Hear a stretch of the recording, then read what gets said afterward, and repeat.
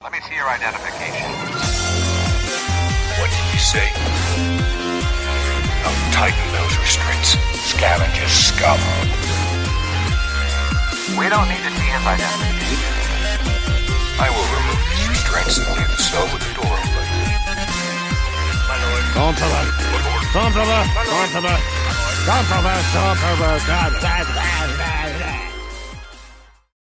Hello, everyone, and welcome to the Sidebar Cantina, the podcast where we talk about Star Wars, pop culture, the Blizzard of 25, or whatever the fuck we feel like talking about. My God. It's treacherous out there. I know. State of emergency in New Jersey. I know. It was like, I'm looking out the window right now, and the wind drifts are, it's fucking, this state. I said this to a handful of people, but are we at an age, or am I at an age, especially in New Jersey, Right. that, and I've lived here long enough to remember that getting snow meant, like, getting real snow, like you're worried about it, was like 6 inches. Yeah. 6 to 12 inches. Ladies. A 3 to 5 inch forecast. Like, it was forecasted 3 to 5 inches. It wasn't like, hey, this could be a foot. Let's prepare for that. No. Forecasted 3 to 5 inches. Yeah. I looked at all the modeling over the past couple of days prior to getting to today. None of it looked like we were going to get even 2 inches of snow. Right. So Which I don't know what the final count. I don't know. It'll probably be 2 inches around us. Yeah. But I mean, DC got hammered. I haven't looked at the news, and I'm sure they got quite a bit. Yeah. Assuming the temperature held up. Like I said, I wasn't paying attention. But around here, everything's shut down. Dogs and cats. It's just like, what the fuck? What is wrong with people? Yeah. We are driving this, aside from me currently, because I'm driving a 1989 Wrangler that doesn't have airbags and potentially a working seatbelt. Did you drive that here today? Yeah. Oh, shit. Yeah. Oh yeah, my car's in the shop at the dealership right down the street, and which was closed today, by the way, because they couldn't work on my car because it was a state of emergency. Right. God forbid. Yeah, and would you, if you were a mechanic, would you come into work if somebody said, "Oh no, it's state of emergency, can't come into work today"? I mean, I would imagine those guys get paid hourly, so Yeah, no. They regardless, if they had a choice, I'm sure they would. Like, could they get whipped to death, like, like they're in an episode of Django, like, or could they stay home, like, and have a free day off? I'm pretty sure. Anyway, regardless, everyone's driving the safest car they've ever driven in their life, ever. most likely, yeah. Compared to what we were sitting in as kids in the 80s and into the 90s. Oh, yeah. Like, everyone was driving a rear-wheel drive car. Everyone was fucking in. They may have had a lap belt, but if in the back seat, probably weren't even buckled in. It was treacherous in those days. I remember putting snow tires on the station wagon with my dad. Oh, yeah? Like, we would put on fucking snow tires. Just like for the season or for a snowstorm or For the season. And it had, back in the day, snow, like, we had legit snow tires with the fucking tread on. Like, Yeah. had the heavy duty tread and the fucking studs. the ones that made the noise as it was driving up the road. Uh-huh. Yeah. Yeah, no shit, fucking snow tires we'd put on. None of it. We don't need to do that. No. And sure as shit, not for forecasted 3 to 5 inches of fucking snow. Yeah, I don't know what the hell that's all about. Maybe it was just some way of being able to call up the salt drivers. I don't know. It seemed that much, like, too much even for me, and I didn't, track all the storms and everything like you did. I just saw 3 to 6 inches in the forecast on WeatherBug, and I'm like, yeah, it's probably going to be on the lower end. Yeah. And it's not going to be a huge deal. Yeah, whatever. It's fine. It just irritates me that I'm at that age where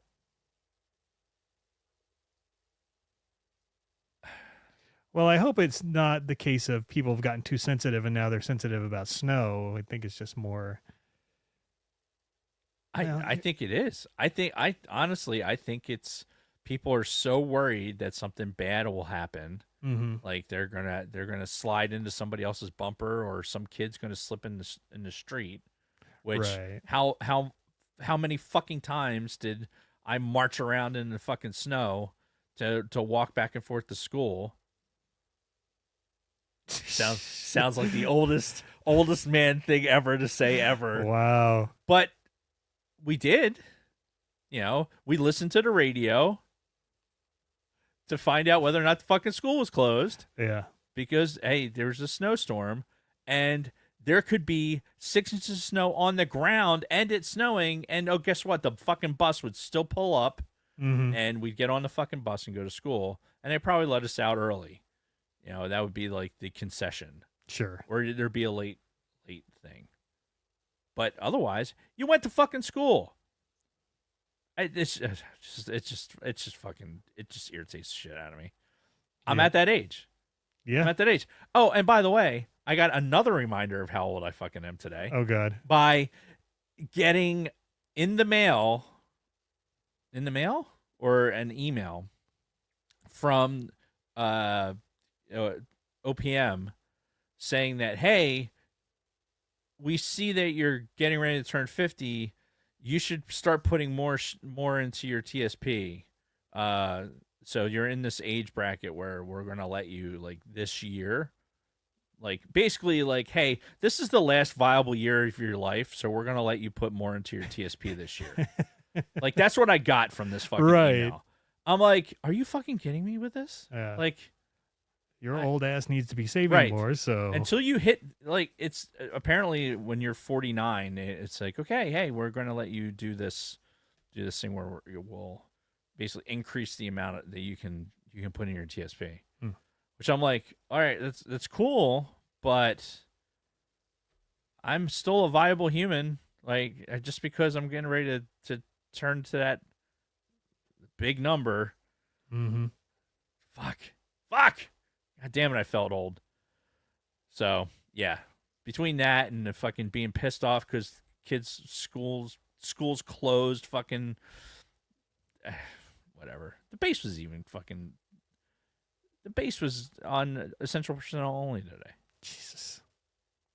And the base forecasted even that it was like, okay, it's only going to be 3 to 5 inches. And they still shut down for essential personnel. It's just fucking lame. So Weird. fucking lame. Yeah, just don't drive like an asshole. Right. Oh, and by the way, every fucking road is plowed. Yeah. Every road. And that's the thing, you know, they always make sure the roads are salted and plowed. And yeah. Like, they seem to be on top of that these days. So I don't know what the fuck people are scared of. Yeah. We haven't even gotten past it. This. I haven't even said who I am. Right. I haven't even asked you what we're talking about today. Right. Yeah. So I guess we should probably get back on track. Stay on target. Stay on target. So I'm Mr. Jason Roscom. With me here each and every single week, the Darth Vader to my Palpatine, Dave Martin. Hello, Dave.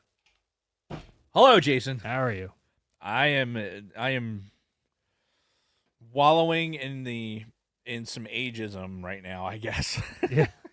Well, while you're wallowing, why don't you also tell us what we're talking about? Well, we are doing yet another what did we call it last time? The review. Oh yeah. Last minute recap. Yeah, recap of episodes.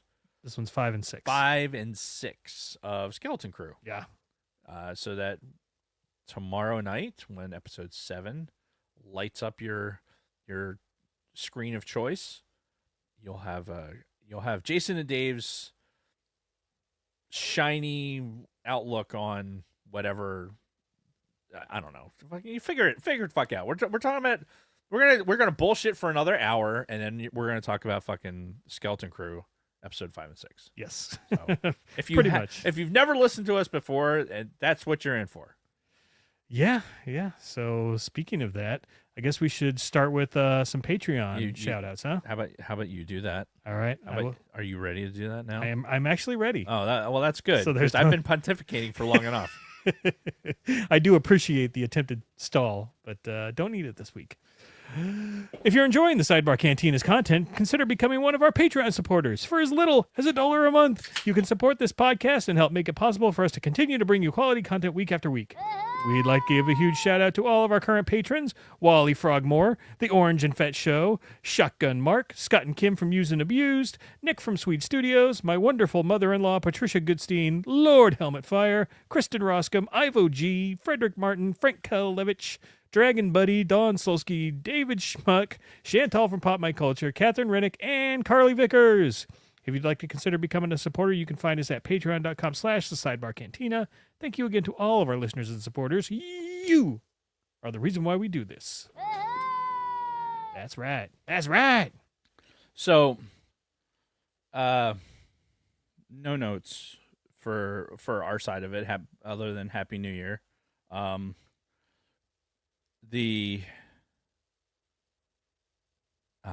was going to say something clever, but it obviously went by the wayside. Yeah, you have to remember it to be able to say something clever. Yeah, exactly. So I have an obsession with stickers. I've noticed. Yeah. Between your mug and your laptop here. Yeah, it's kind of a weird, it's a thing. I'm not the only one. Right. I'm not the only one that has this this sticker obsession. Mhm. Do you think it's because of the sticker books when we were growing up? Maybe. I don't Like know. we had stickers to put on stuff. Yeah. I want, like when I see stickers, I'm like, oh, I want those stickers. And I want more than one of them because I'm going to put one on something immediately, and then I want to have one in reserve Right. so that I can put it on something. I guess the problem is you're running out of space It's true. to put stickers on. And like Helmet Fire's talking, like at least I'm not putting them on the car. Now I'm not putting them on my car. I used to. Did you? If you look at my car in high school, there were fucking stickers all over it. Oh, shit. But, not anymore. Like I deliberately, there's a couple American flags that are subdued, like on the sides of my car, and Yeah. there's an Embry-Riddle alumni thing, and that's it. That's all I have on my car Mm. currently. But before, there was the shit was all over the place. And I just I don't know. I'm not advertising for any particular thing. It's just I can tell it's a lot of different things. You're going to be like Coruscant eventually, where it's just going to be layers and layers of stickers on top of each other until you pretty can't even much. see the bottom anymore. Yeah, I don't know. It's just it's kind of disturbing. I don't know where it ends. Like it almost like I need to buy another mug so I can have another area for stickers. Right. And then I'm sad when a sticker starts to peel off. It's like literally sad. Wow. Like sad for an inanimate object, sad. Like Toy Story sad, like the toys are being destroyed sad. Yeah. Like that's sad. Wow. Sticker Toy Story with Dave Martin. I mean, I can't be the only one, right? I'm saying this out loud so that somebody else would be like, "Oh yeah, I do that too." Yeah. Anybody? Instead, what I'm please? going to get is like crickets. Right. Like yesterday when I had this like stabbing pain in my ear, like stabbing, like picture a really sharp number 2 Ticonderoga pencil, Mm. and then jam it in your ear, like stabbing. That's what it felt like. And I was like, I said to Kathy, I was like, when you get that stabbing feeling in your ear? She's like, no. I was like, well, I mean, I'm sure people get that. She's like, no, they don't. No, nobody does. Can't say that I have. I'm sure. I'll itch sometimes. I'll get like this itch that feels like it's deep in my ear, and I gotta. Oh yeah, and I solved that itch with the almighty Q-tip. But yeah, this was every once in a while. It feels like it's like I said, a real, really sharp fucking pencil deep into my ear. And you know what? It's fine. It's fine. I'm sure there's other people that have that, and just randomly. Are we talking about the sticker obsession or the pain in the ear? Pain in the ear. Okay. But yeah. All right. So anyway, is that all you had to say about that? I'm just rambling All at right. this point. Well, I have some days in Star Wars. So a few things. In stereo. Oh, I love that. Anyway, so we had a few things in Star Wars happen this week, so I figured I'd bring some of them up. And I know we've talked about some of these too, but fuck it. It's our podcast. We do what we want. On this day, or on yesterday, on January 5th, in 1975. 75. Oh, God. Concept artist Ralph McQuarrie completes the first painting, The Droids in the Desert, to help sell the look of George Lucas's faraway galaxy to studio executives at 20th Century Fox. And if you don't remember which one it is... Oh, I know exactly which one it is. It's that one right there. So, yeah. In 75, which... was 50 years ago. Do you know how I know that? I was born in 75. Oh, so this October, it's going to be 50-year-old Dave? Uh-huh. Oh, man. This is what led to my diatribe earlier. Okay. But yeah, so that painting is 50 years old. Yeah. God, do you think they still have the originals? I'm sure they do. Yeah. I'm sure they do. I'd love to have a print of that. That's Oh yeah, all of the McQuarrie stuff was really cool. And Sirens or Wind, one of the two. Fair. Yeah, it's McQuarrie. The McQuarrie stuff is so unique in it's what Star Wars. It's kind of like the nebula of Star Wars, right? So it's like, hey, this Star Wars was created out of this. It's not what it ultimately looked like, but this is the soup that it kind of came out of. Mm-hmm. And it's just without Ralph so McQuarrie in that painting, I know things could have looked a lot different, or if it had even been picked up. Yeah, if they even managed to do it. He could have just had the right mixture of colors and shapes and everything that made one studio executive go, I like that. Let's do it. But, yeah. And that was 50 fucking years ago. Nice. So tomorrow, what? Sidebar. So, you know how we were talking earlier about how the Cowboys are a dumpster fire? Yeah, fuck the Cowboys. But I love the fact that they are a dumpster fire. Right. So, this Chuck and Brad, this got posted in our text chain. Bears reportedly request permission from Cowboys to interview head coach Mike McCarthy. So the Bears, as bad as they are, want to interview Mike McCarthy. As bad as the Cowboys have been. Wow. That's spectacular. Chuck's a Bears fan, which makes it that much better. It just does. I feel bad for people that are fans of those franchises. I really do. Not the Cowboys fans. Fuck them. Well, no. I mean, I'm more so to the Bears. Okay, yeah. Bears or whatever. Yeah, those poor bastards. Yeah. They're still hanging on to Jim McMahon and fucking Refrigerator Perry. Yeah. What was that, 1980?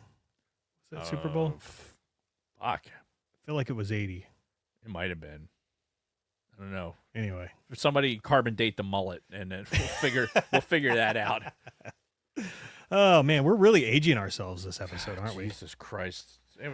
What else besides McQuarrie's 50-year-old painting that we're... So tomorrow, January 7th, 2011 marks the Star Wars Clone Wars third season episode Night Sisters airs on Cartoon Network for the first time in the U.S. Which, the Night Sisters, that became a whole new separate thing in Star Wars that we didn't really have before. A separate sect of magic users, Force users using it in a different way. And also this ties in with the Zabreks and Maul and all of that. Just, a pivotal moment in Star Wars, I'd say. Oh yeah. Which kind of led into some of the things we see today with fucking the Ahsoka show and whatnot. And then, of course, on January 9th in 1987, Star Tours opens at Disney's California theme park. Wow. Yeah, 87. In January, huh? Yeah. 94. Just the way you said it. Right. And of course, I mean, I love fucking Star Tours. It's, to this day, it's still a great ride, even though they've definitely revamped it and changed it over the years. It's still, like, I remember loving the original, love the new versions. Great ride. I'm going to throw this up here just for your viewing pleasure. Oh, some more Ralph McQuarrie? Yeah, it's Disney's Art on Main Street. You know how when you're at Disney, you know, they have...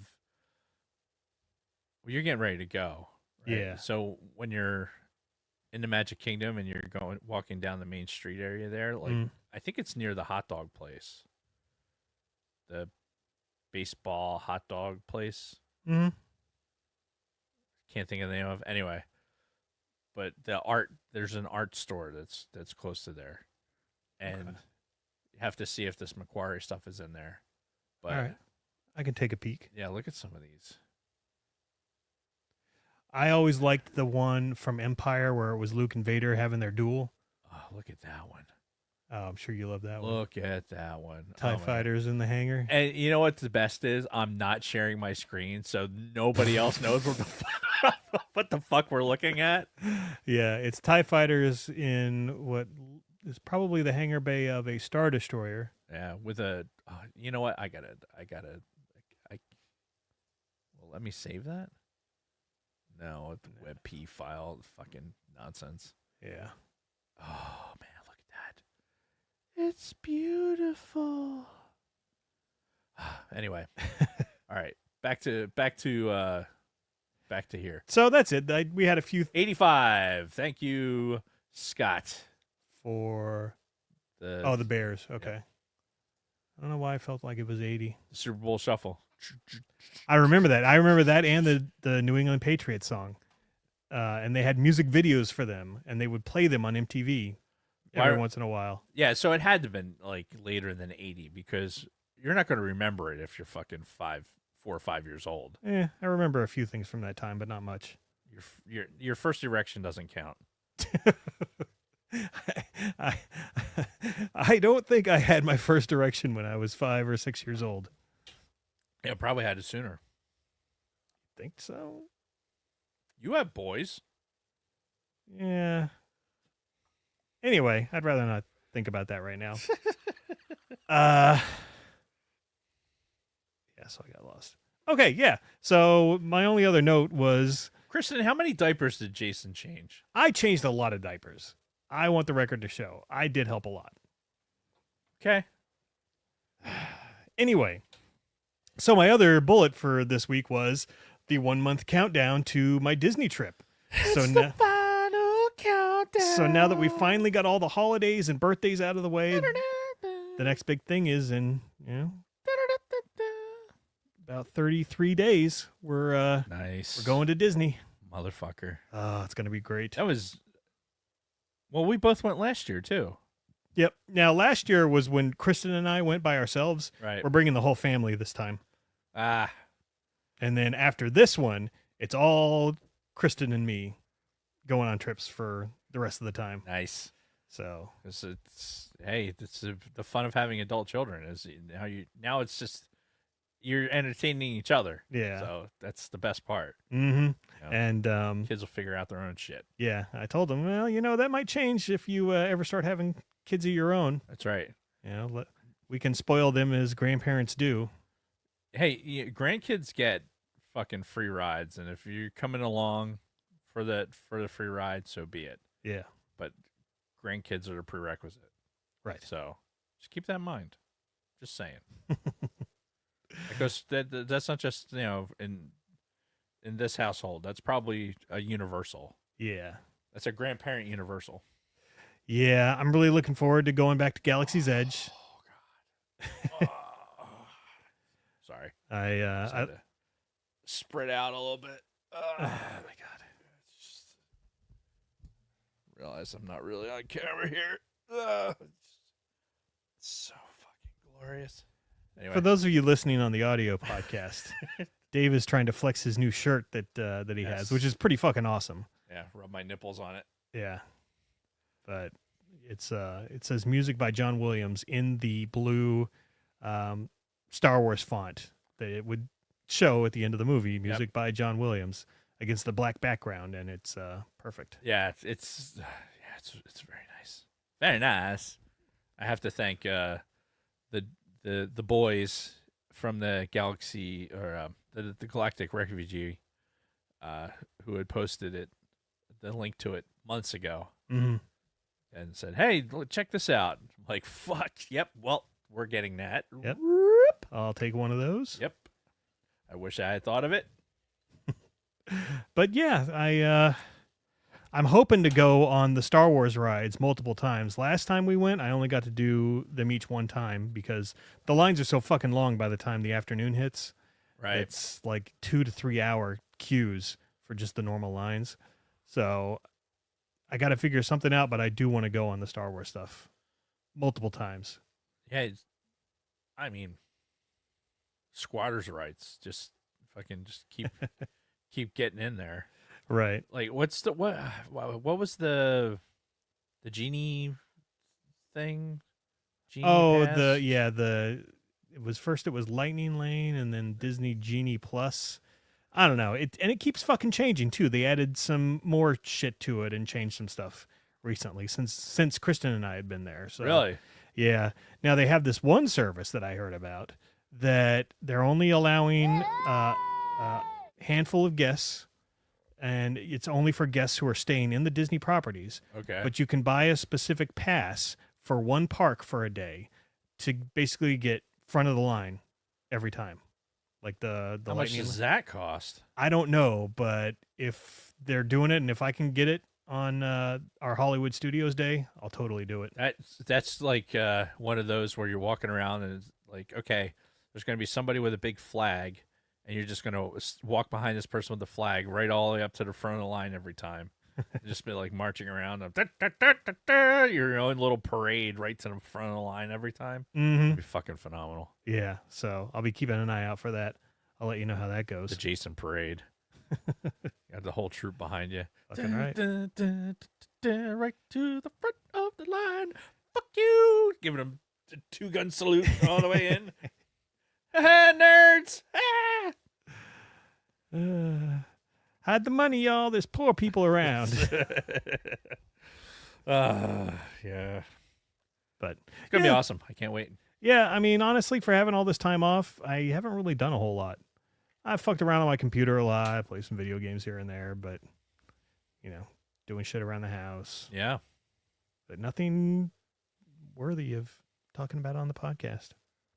Yeah, well, Christmas booty. Oh, yeah. How did I skip that? I don't know. Oh, right, because you stole my thunder with the Disney. Well, I mean, I brought it up in conversation. It was not meant to thunderclap. Yep. Steal. So, yeah, I got stuff for Christmas. Burp.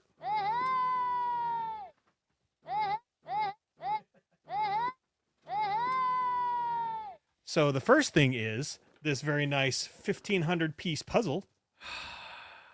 Now, puzzles. I love puzzles. Kristen and I used to do them all the time back when we were single. 37. My girlfriend sucked 37 dicks. In a row? That was not intentional. Hun, that was not me. 37.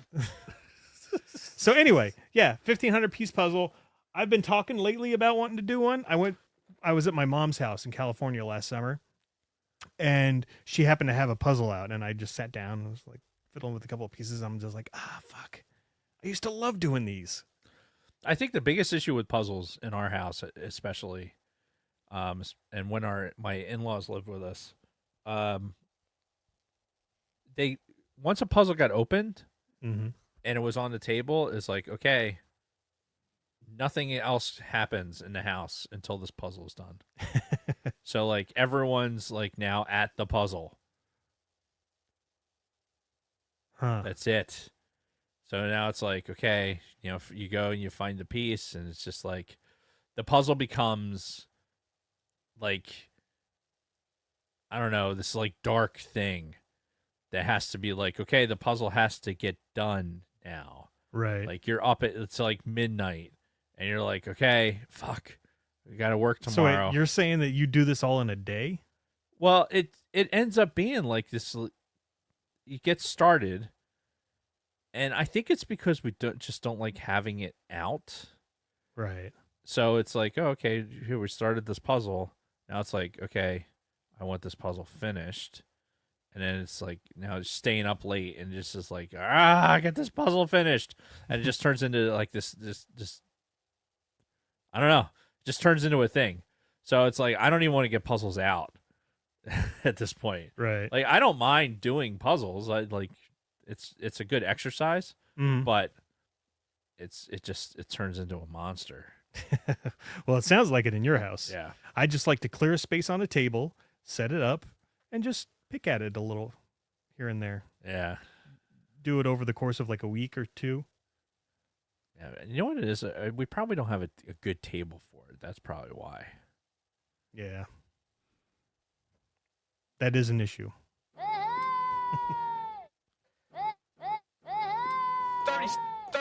37. 37. My 94. 37.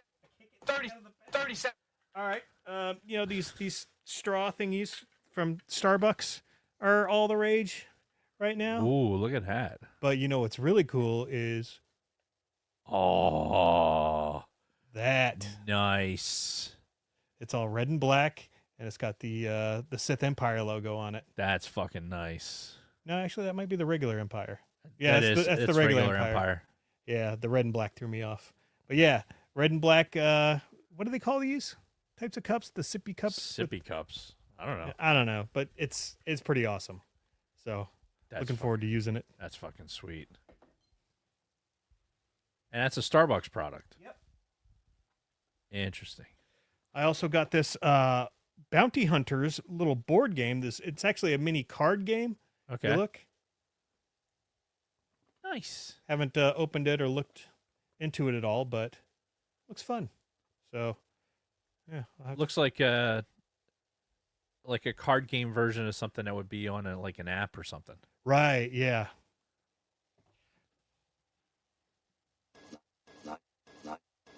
94.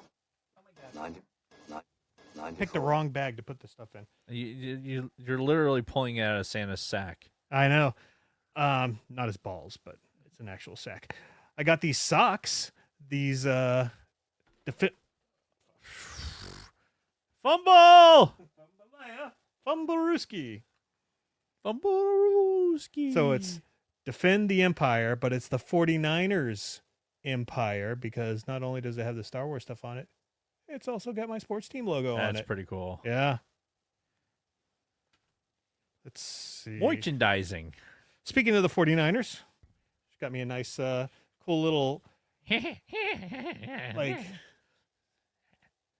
you know. Yeah, it's cool. Yeah. Little Beavis and Butthead 49ers shirt. We're digging. Yeah.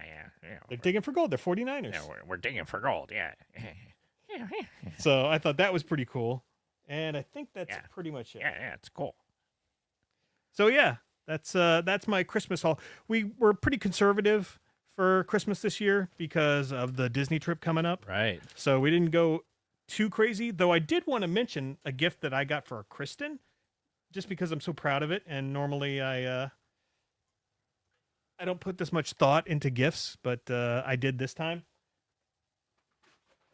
So you remember cassette players? Yeah. When we had cassette players at home, and that's how we'd record our mixes back then. Yeah. We didn't have Apple Music to make a playlist. We had the radio and a fucking blank cassette tape. That's right. To make a fucking playlist.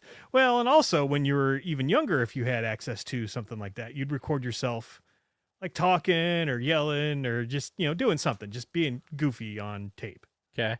Kristen had an old tape. When we first got together, she had this, and it was an old cassette tape she made when she was like 13, something like that. and it was her just kind of doing like interviews with all of her family members. Her little brother, who was like 3 or 4 at the time, Huh.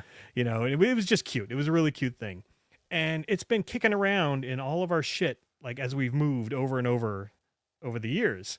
And one time I finally came across it, and I'm like, you know what? Let me do something with this. So I took it, put it into a place where it would, not corrode or anything, and then waited for the right moment. And I bought this guy. It is a little tape player. It looks just like the ones that we used to have Yeah, back in it the looks like an old Walkman. day. Yep. It's got the earbuds and everything. And what it does is you can put a tape. First of all, you can just put a tape in here and just listen to it like you could listen to a normal cassette tape. But it's also got the digital side where you put in a tape and you hit record and it starts recording that to an MP3. Nice. So I did that. I converted her old tape to a MP3. I put it on a nice thumb drive and I gave it to her for Christmas. That's awesome. And I think she liked it. But yeah, I was pretty proud of that one. So, yeah, cassette tapes, the golden years, The gold again, making us feel old. right? Where we should be like ashamed of how old of our technology was, but fucking man, cassette tapes were the best back in the day. I tell you what, I have a playlist, the Billy Joel playlist that I have. Mm-hmm. It's what's it called? It's Billy Joel on my Walkman, right? Uh-huh. And because my first Walkman was very similar to that one, Mm-hmm. except it was a Sony Walkman, and it was before they even had the belt strap, the belt thing. Oh yeah. So it had the strap that went around, and I had that thing, and my dad had made a tape of he basically ripped a LP of Billy Joel. And I had that tape, and that was like I listened to that tape like endlessly.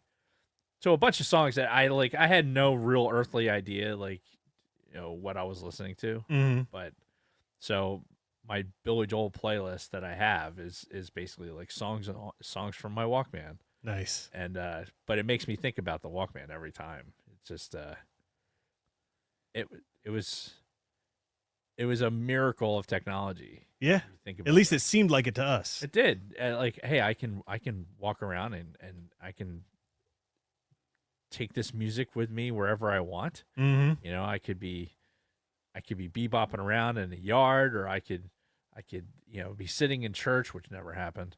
But the possibilities are endless. Yeah. Oh yeah.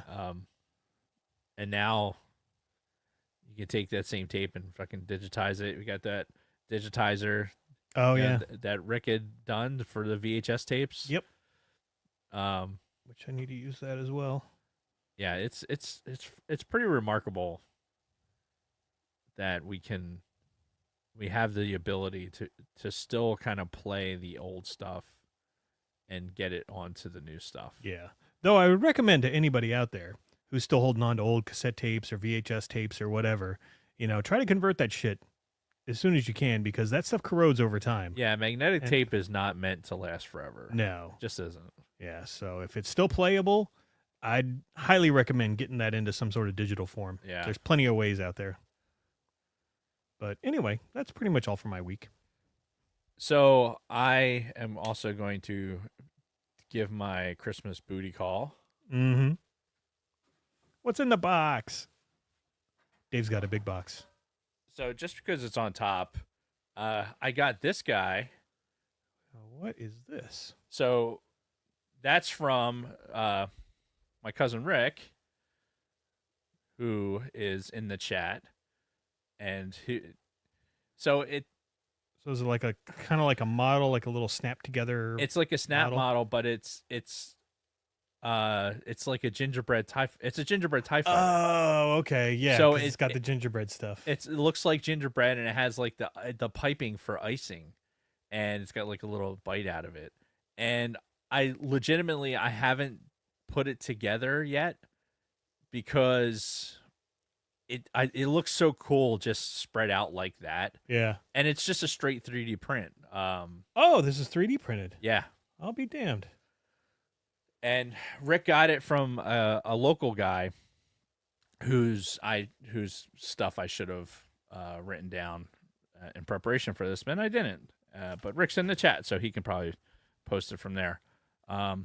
Is there a reason why Jason is off center from his camera? Uh-oh. I haven't even been looking. Oh, you moved your camera moved. Oh, shit. Whoops.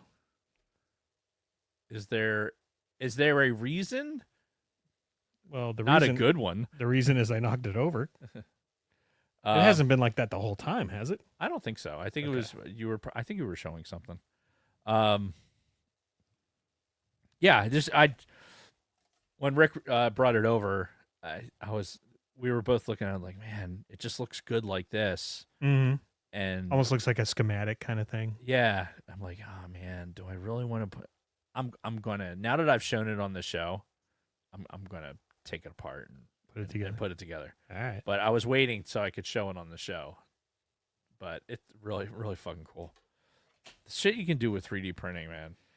Yeah, it's pretty nice.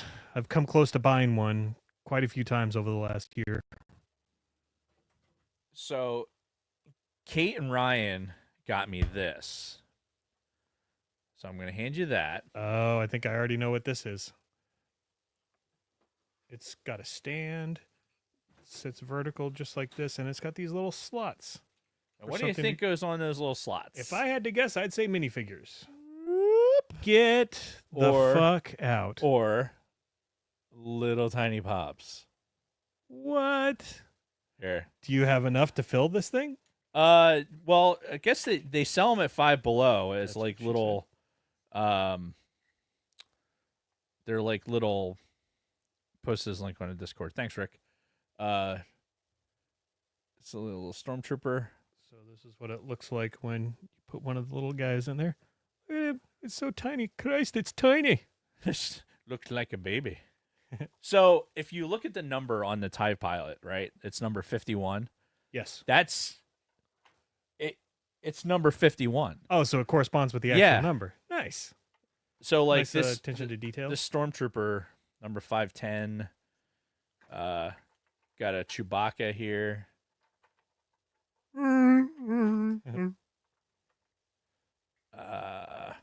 Got a Jawa.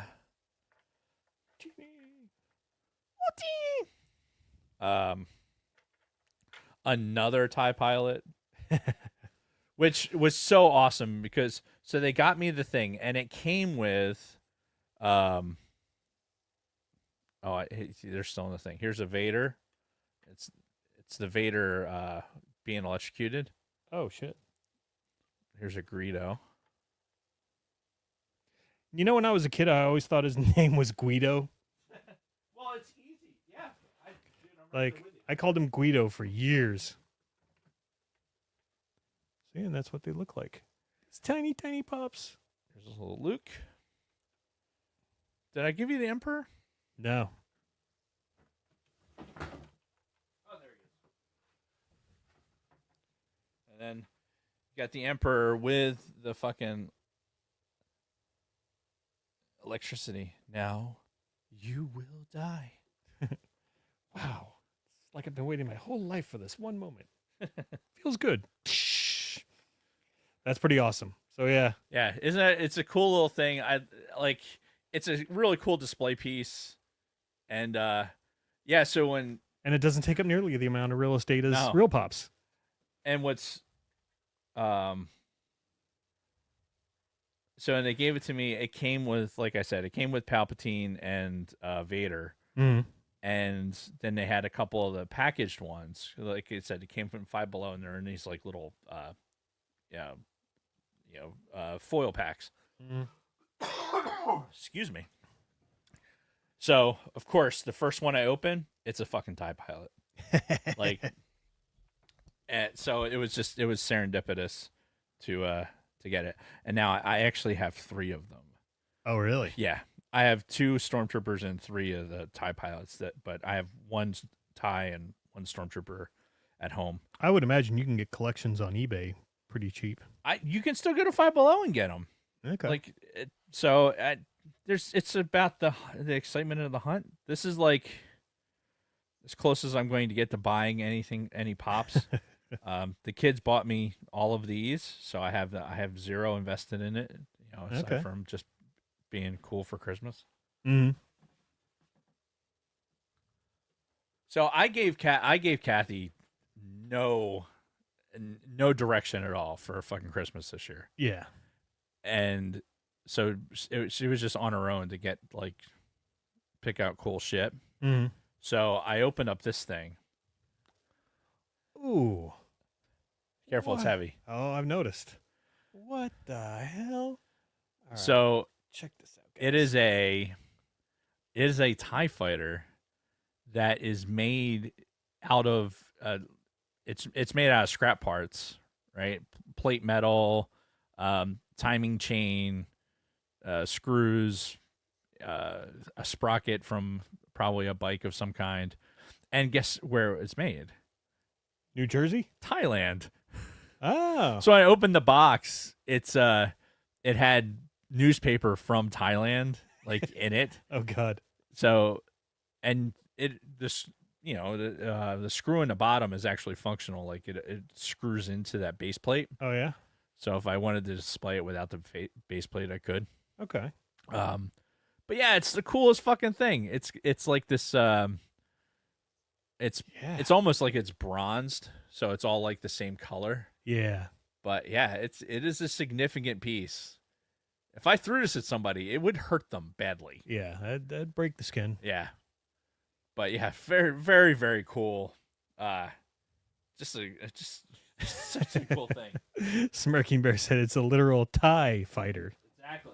And it came with, I think this is the company, Metal Model House And Ladyboys. company. Ah, very cool.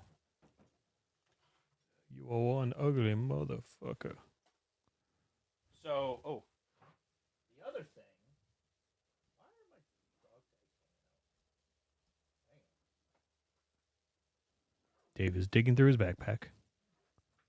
Exhilarating. Well, A lot of while things. you were doing shit, I was messing with the soundboard.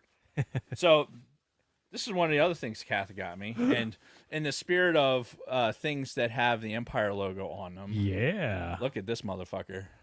That's pretty sweet, and it's got the Empire interior building Yeah. look to it.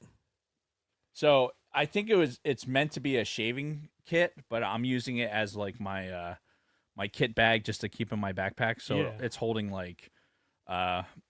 medications and cords and shit, Yeah. power cords and shit like that. It's got what, 1, 2, 3 big pockets? Yeah, 3 big pockets. It's got a fat interior, and then it has that outer pockets has Molly storage on the inside. Mm-hmm. Fuck, I forget the name of the company that produced it. But yeah, I love the detail of the not just the Empire symbol is awesome, Yeah. but this detail with the interior of the. I need to make those walls. I need to make a panel of that. I need to. Yeah. Those walls are pretty awesome. Yeah, just as not to do a full wall of it, but for a background of something that I'm. Yeah. Yeah. Like even just put Legos in front of it or something. Yeah. That'd be pretty sweet. Yeah. I bet there's people on Etsy that make those. Oh, I'm sure, but it'd be more fun to do it myself. See, that's the big difference between me and Dave. I'd much rather pay somebody to do some shit like that for me as opposed to doing it myself. Well, the problem is I know I can do it. I mean, I'm sure I could figure it out too, but I just don't want to. So, Jason was playing around with his lightsaber earlier. It was Oh, yeah. Legit lightsaber, right? And so, my father-in-law got me one also Ooh. for And yours is complete black. yes, but you're black. Black is the night itself, Mayor. Yeah. Oh, I don't know if it's the same company. This looks like it was It's the exact same fucking mold. this is made by Mirubi. Yeah, mine doesn't have anything on it. So mine's probably like a Chinese knockoff, but they just stole the whole. So now we've got dual sabers. That's awesome. Do we have butane in here? I think I put it in the garage. All right. Well, we'll put a pin in that for next time. But yeah, Jason mentioned something about opening packages with this and how good that works. I might have to try that. I didn't necessarily say it worked well. Hey, no, that's exactly what I heard you say. But I didn't have anything sharp next to me. I did happen to have that next to me. I'm like, all right, well, I'm sure this will cut through that paper pretty well. And believe it or not, it did. Yeah, these things are so fucking cool, and it's the biggest overkill ever for just lighting a goddamn candle. Yeah. Yeah, and it came in a nice little box. That's pretty much it. The last thing I wanted to show was Rick. Actually, we talked about this on the show, but I think we talked about it closer to my birthday. But that's Rick had actually got me that guy for my birthday. Is this Starscream? No, well, it's ish. It's the same transform. Right. But so it's one of the other jets. Right. But if you look at them, it's dude. So when I opened it in the package, it was in jet form, and it is a great F-15. Yeah. Like really, really good. And then we transformed them and put them on this stand, and I haven't transformed them back since because it sits on my desk like that. And if you look, he's holding a Megatron. Like, see the gun he's holding? Oh shit! It's Megatron. That is great because that's what Megatron used to do. He'd transform into the gun, right? And or at least that's how it is in like the intro, right? The intro to the show, it's like showing everybody. I think it does show Megatron transform into the gun and go into Starscream's hand, and he starts shooting. Yeah. So the amount of articulation you get, and then granted, this was an AliExpress, off-brand build, but the level of detail and how well this transforms and the level of articulation and posability for this is unfucking believable. Yeah. Unbelievable. It's so awesome. Like, I'm look. I think I said it. I forget when I said it, but like when we were talking about just like the stuff, and like obviously Lego is my first toy. Like Lego is right there. Yeah, that's my close to my heart. It's Lego and then Transformers. Mm-hmm. And when there's these guys exist, fucking hell, man. Like like I said, this guy is so good and so posable. I don't want to transform him back. Did the I'd rather buy another one and have that one transformed than just to and put it on display too. And put that one on display. Did it come with the whole contraption? The whole it came with all of this. Wow. And different hands. Dude, and the bitch of it is too, it's funny. So I was like, I was hunting for this same one because Rick had said, oh, I should get one too. I'm like, well, I'm going to do that. I'm going to give it to him for Christmas. And so I was looking for it. Trouble with those Chinese, like AliExpress and Alibaba and those things, like you see what they're projecting on the website, but you're not necessarily going to get that. Right. So I thought I was getting that. I thought I was getting this guy, but in the Starscream colors, and that's not what came. It was a little bit different, but from what Rick says, it's still a really good transform. But yeah, this dude is fucking money, man. Yeah, that's pretty sweet. When this is sitting on your desk looking at you, and he's just fucking just got the rocket feet going, and it's just awesome. I have a thing for Starscream too. Yeah, he was always a favorite of mine just because he was such a smart ass and always mouthed off to Megatron. Yep. The character that I always wanted to be, and uh, I should really transform into F-15 to show you guys, but I'm not going to do it.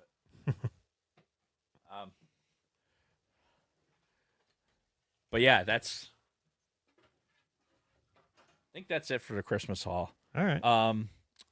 The only other thing for the holidays, I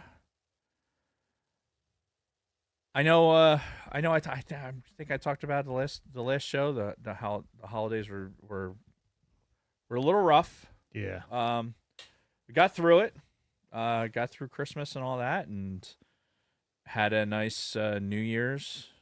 Kathy and I we made a nice dinner together, and then we went over to some friend's house in town and had some drinks. Watched Penn State win. Good. So that was really good. So I'm sporting my Penn State hat for hopefully the next victory. What do the words say? Titleist. It's the orb of Titleist. The Lego movie. You know how he says. Anyway, you saw the Lego movie. Yeah. Okay. When he doesn't call it, it's a golf ball. He calls it like the orb of Titleist. Oh yeah, I gotcha. All right. Anyway, no. So we watched Penn State and the ball dropped, but the significance of it was because ordinarily I'm like, I don't want to go. I don't want to go out. I don't want to people.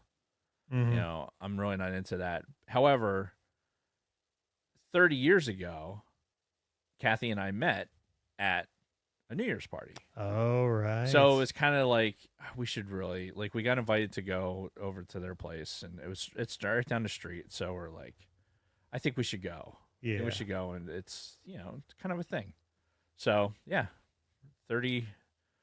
over 30 years ago, I met my future wife at a New Year's party. That's awesome. Like a drunken idiot.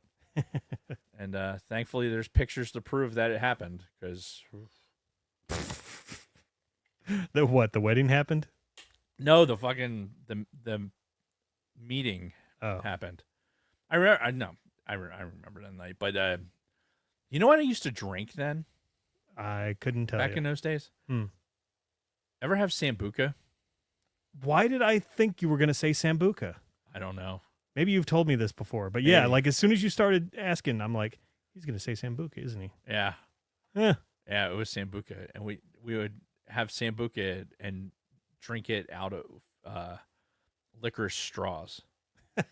just to double down on it. Yeah. And holy fucking man, you get fucked up. But yeah. Anyway, that's good shit. Yeah, so that was New Year's, and Penn State won, so hooray. So this Thursday is the next game. Are they in the playoffs? Yeah. Yeah, we're in the Final Four. Okay. So we have to beat Notre Dame. Oh. Yeah, so that's going to be I am hoping to God that we put an ass whooping on fucking Notre Dame, honestly, because I hate Notre Dame with an unbridled passion. You went on a pretty big rant against them several years ago on the show. Yeah. And I'm not going to say it doesn't have something to do with of being bullied by fucking kids with Notre Dame jackets, but yeah. Anyway, so I have that to look forward to, with Penn State being in the playoffs and advancing, and then also the Eagles being in the playoffs. That's right. Sadly not at the expense of your 49ers. Yeah, not a good year. Which the 49ers, we talked about this earlier, like it's either they're in the playoffs or they're in the NFC Championship. There's no middle ground. Right. At all. It's Yeah. like you're either crying in your soup or you're fucking going to the NFC Championship. Yeah. It's like, what the fuck? It's all or nothing, baby. Yeah. Party hard, play hard, or no, wait. Work hard, party hard? I don't know. No, I don't think that's I really how fit in that- for this situation. I don't know. I don't think he knows what's going on.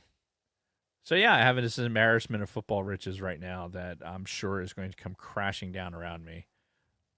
You never know. Like it does. So I'm waiting for that. But yeah, I got playoff football. Hooray! All right. What could possibly go wrong? And I'm sure we'll talk about it more as the weeks Sure. progress. Sure. But is that it? Yeah. All right. Are you ready to get to our main topic then? What is our main topic? Oh yeah. I'm ready. I'm ready. Um, Let's do it. so first, a sidebar. You see how this We've isn't only spent an hour. exactly a normal piece of paper. It's got some coffee stain on it. I was gonna say. The whole thing is basically coffee stained. Because for some reason, as I'm having all these days off and I'm sitting at my computer a lot, and I always drink coffee at my computer, eat my breakfast there, and blah, blah, blah. For some reason, twice in the last week, I don't ever do this. Never. But twice in the last week, I spilled my coffee fucking everywhere. Full cup of coffee. First of all, the first time it happened was on my keyboard. Like, for some reason, I'm Oh my god. I'm doing stuff, and then I go to reach for like a letter on the keyboard and just completely didn't see my coffee and just boom, toppled it over into the fucking keyboard. Needless to say, had to replace that immediately. Mm-hmm. And then like 2 or 3 days ago, I'm messing around at my computer again, typing something, bringing my hands back, hit the fucking coffee, an entire mug of coffee fucking hits me in the chest. And it's hot as shit. It's dripping down into my private area. Right. So I fucking just strip down to nothing, like as soon as it happens. And so I'm standing there buck naked in my room, like trying to get all this coffee soaked clothing off of me. Right. Yeah, it was weird. You know what's weird? Why you hesitated and said private area? Like suddenly, you're like all of a sudden, like did you get the V chip put in or something? Like now you like what? They threw me off. Yeah, in the private area. I'm like, what? I'm practicing for grandchildren. Oh, well, If that ever happens. that's I don't know. Swearing's a sign of intelligence. So they say. yeah, Yeah. fuck them. So you poured. Maybe it's the drugs. That's got to be it. Oh, maybe. All the fucking meds have like toned me down so much. That's possible. Yeah. Yeah, the stuff. I'll just say those meds don't work on that part of me. Yeah. Anyway, I just realized is that a sunglasses case back there? Yes. I don't think there's sunglasses in it anymore. But oh yeah, there are. Got my prescription Ray-Bans in there. Huh. I can't remember ever seeing you wearing sunglasses. Doesn't happen very often. Even when I get prescription ones, because it's a pain in the ass to swap them and everything. So Yeah, I'm just it like, is. fuck it. I'll just keep wearing my glasses and let the sun be in my eyes. I can't do that. I know. It's And I know most people out there can't fathom the idea of going outside without sunglasses on, but it's really not a big deal to me. well, I know it's a blue eye thing for me. Like it's Oh, just hypersensitivity? yeah. Mm. Migraines for days. Mm. That. Anyway, what were we talking about? We were going to talk about Skeleton Crew. Oh yeah. But then yeah. I talked about how I spilled coffee all over my note page. Right. So Yeah. you distracted us. Yes. Very good. Yeah, I like sidebars. Yeah. So let's get into episode 5. Yeah. Let's do it. And let's just hop right in it. So it starts off back at Atkin with the dad. Right. Yeah, because he's working the job that what's his name from Andor looked like he was working, just at a fucking desk in a big fucking Right. hallway full of desks. Right. In a doing- cubicle farm. Yeah, fucking just- writing TPS reports. yeah, which I mean I think is good because that transcends universes. The TPS reports. Yeah, well, and cramming people into Office Space into Yeah. little cubes and everything. You know what? That makes me. I have to look for. I want to look at those desks and see if it has like TPS report in like.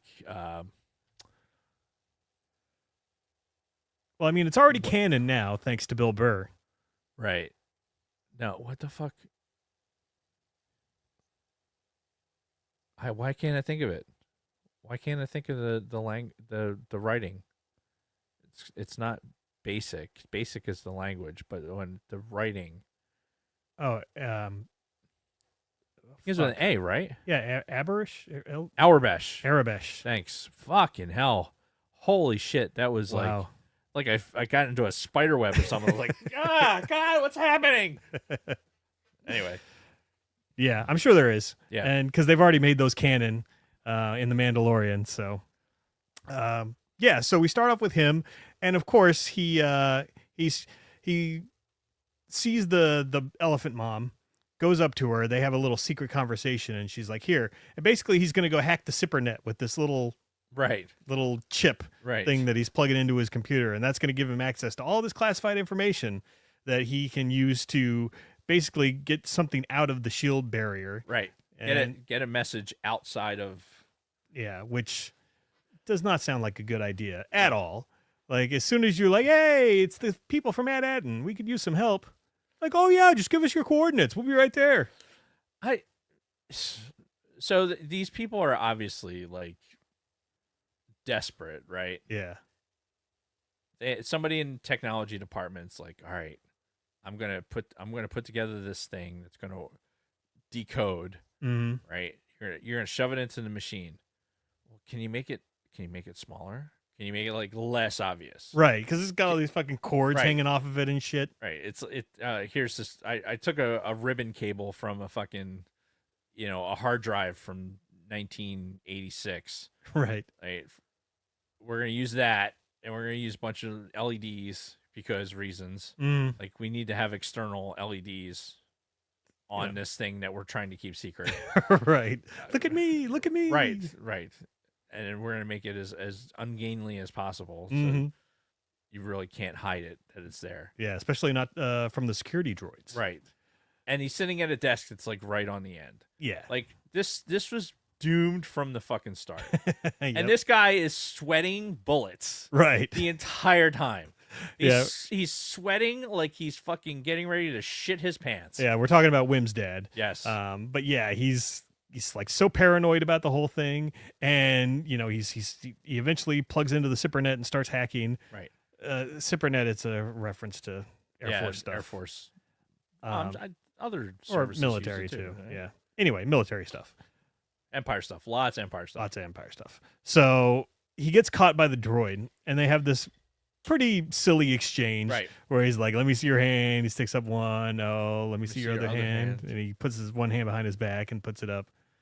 And the best is like the droid just like, yeah, you could tell. I need to see both of your hands at the same time. Yeah.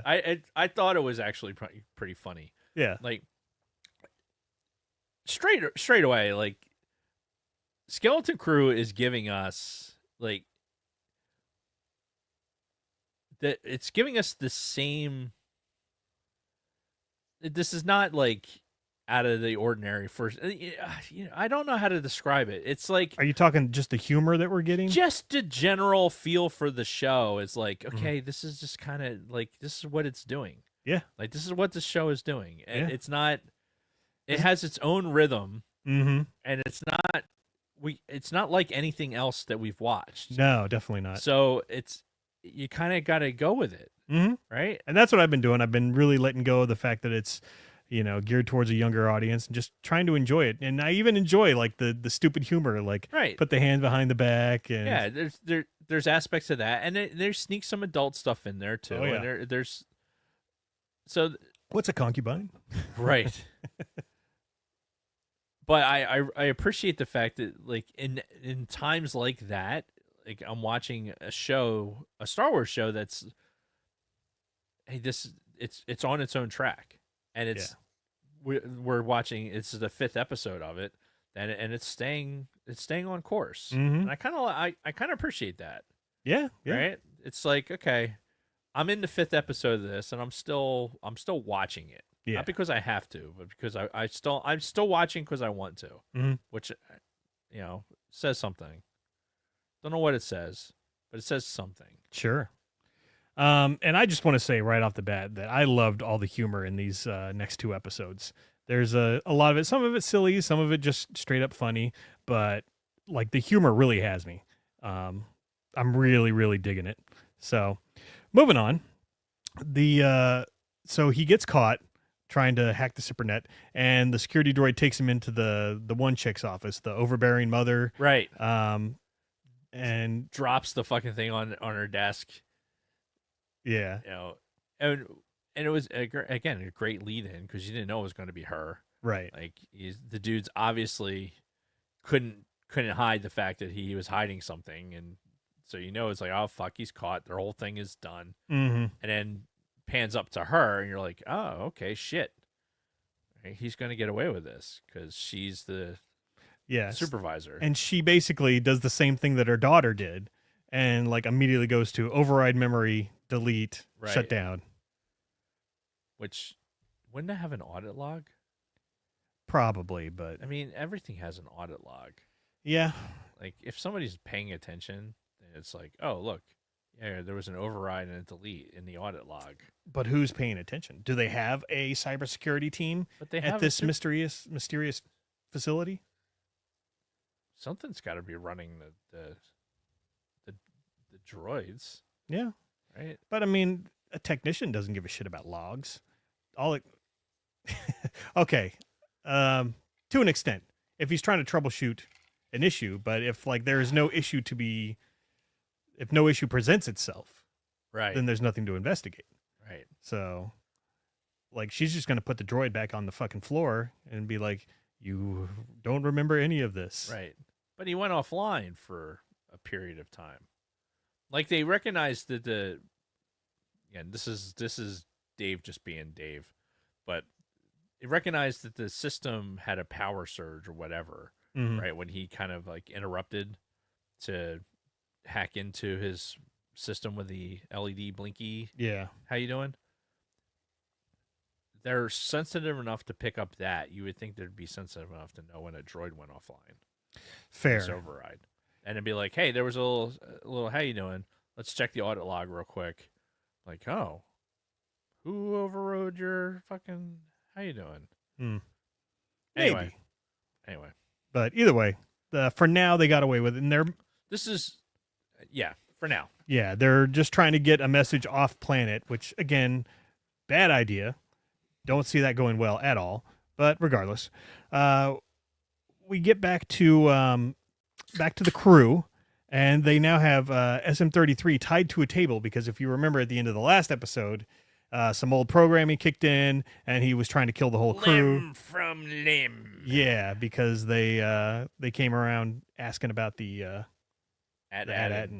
So they're like, okay, we'll tie him to a fucking table, and then that way he can't attack us when we power him back on. Right. And they power him on, and he goes through some stuff about his captain and how they got to AT-AT and all that. And then through that, what's his name? Jod realizes that they're on the Onyx Cinder, which is a famous ship from a famous pirate named, I have it written down somewhere.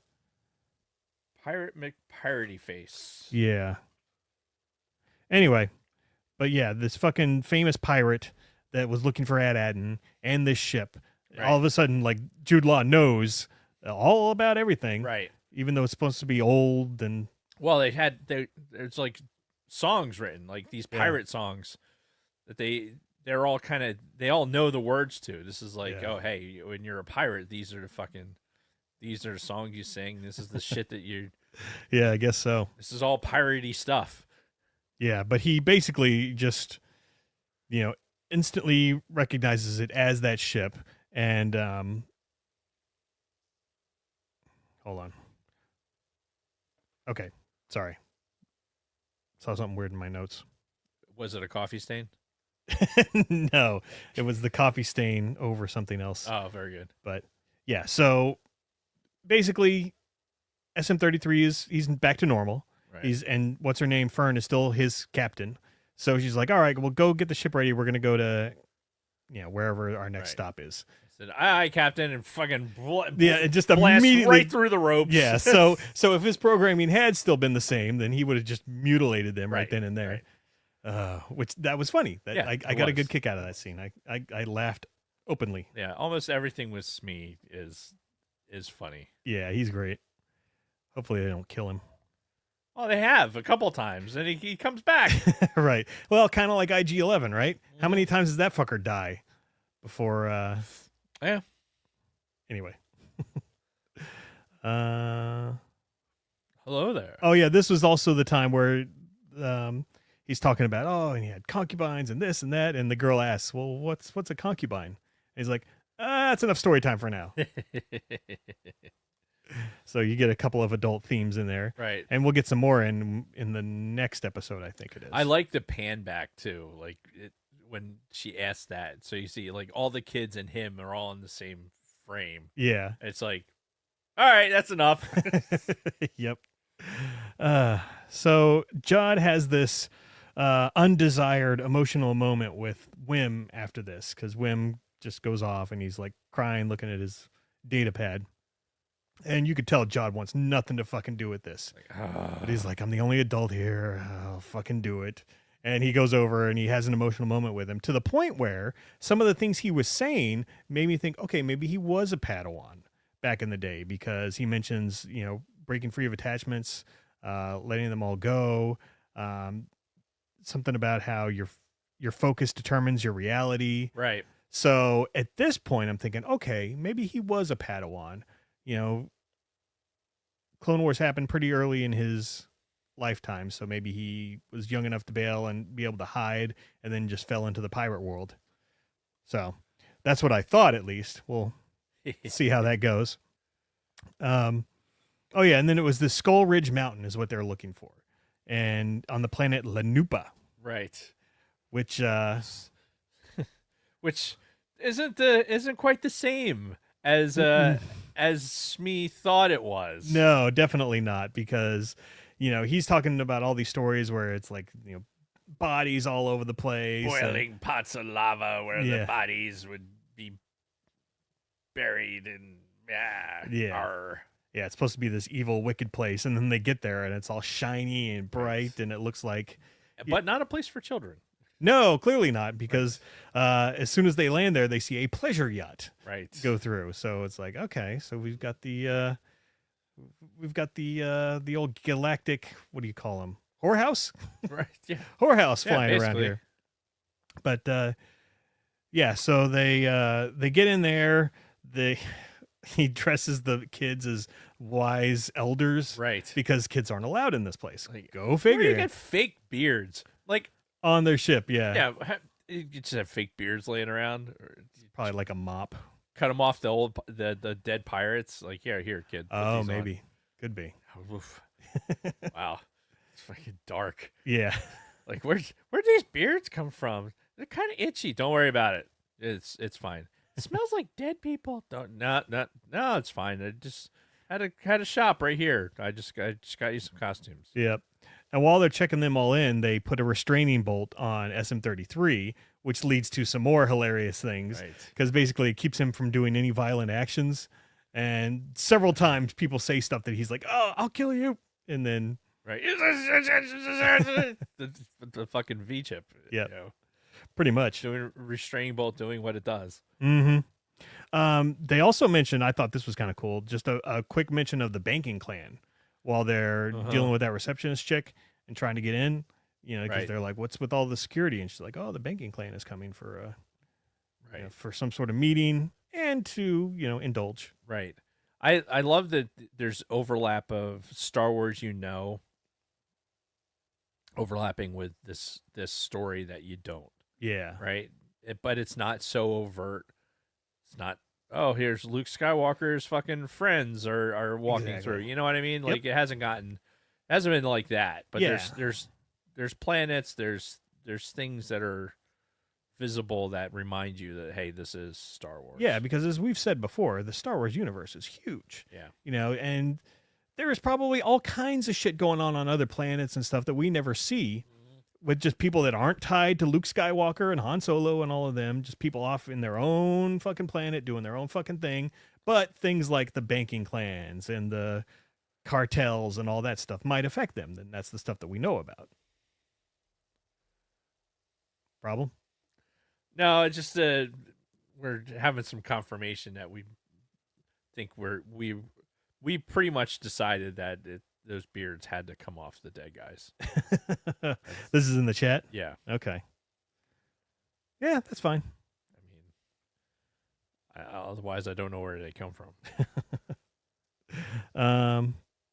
Oh, so yeah, so they're checking in, they're bribing fucking homegirl with these the Old Republic credits. Right. Old Republic credits will do fine. Apparently they do. Yeah. And this for a minute anyway. Yeah, then this fucking Irish albino chick shows up and she's given Jod some crap, calls him by a different name. Right.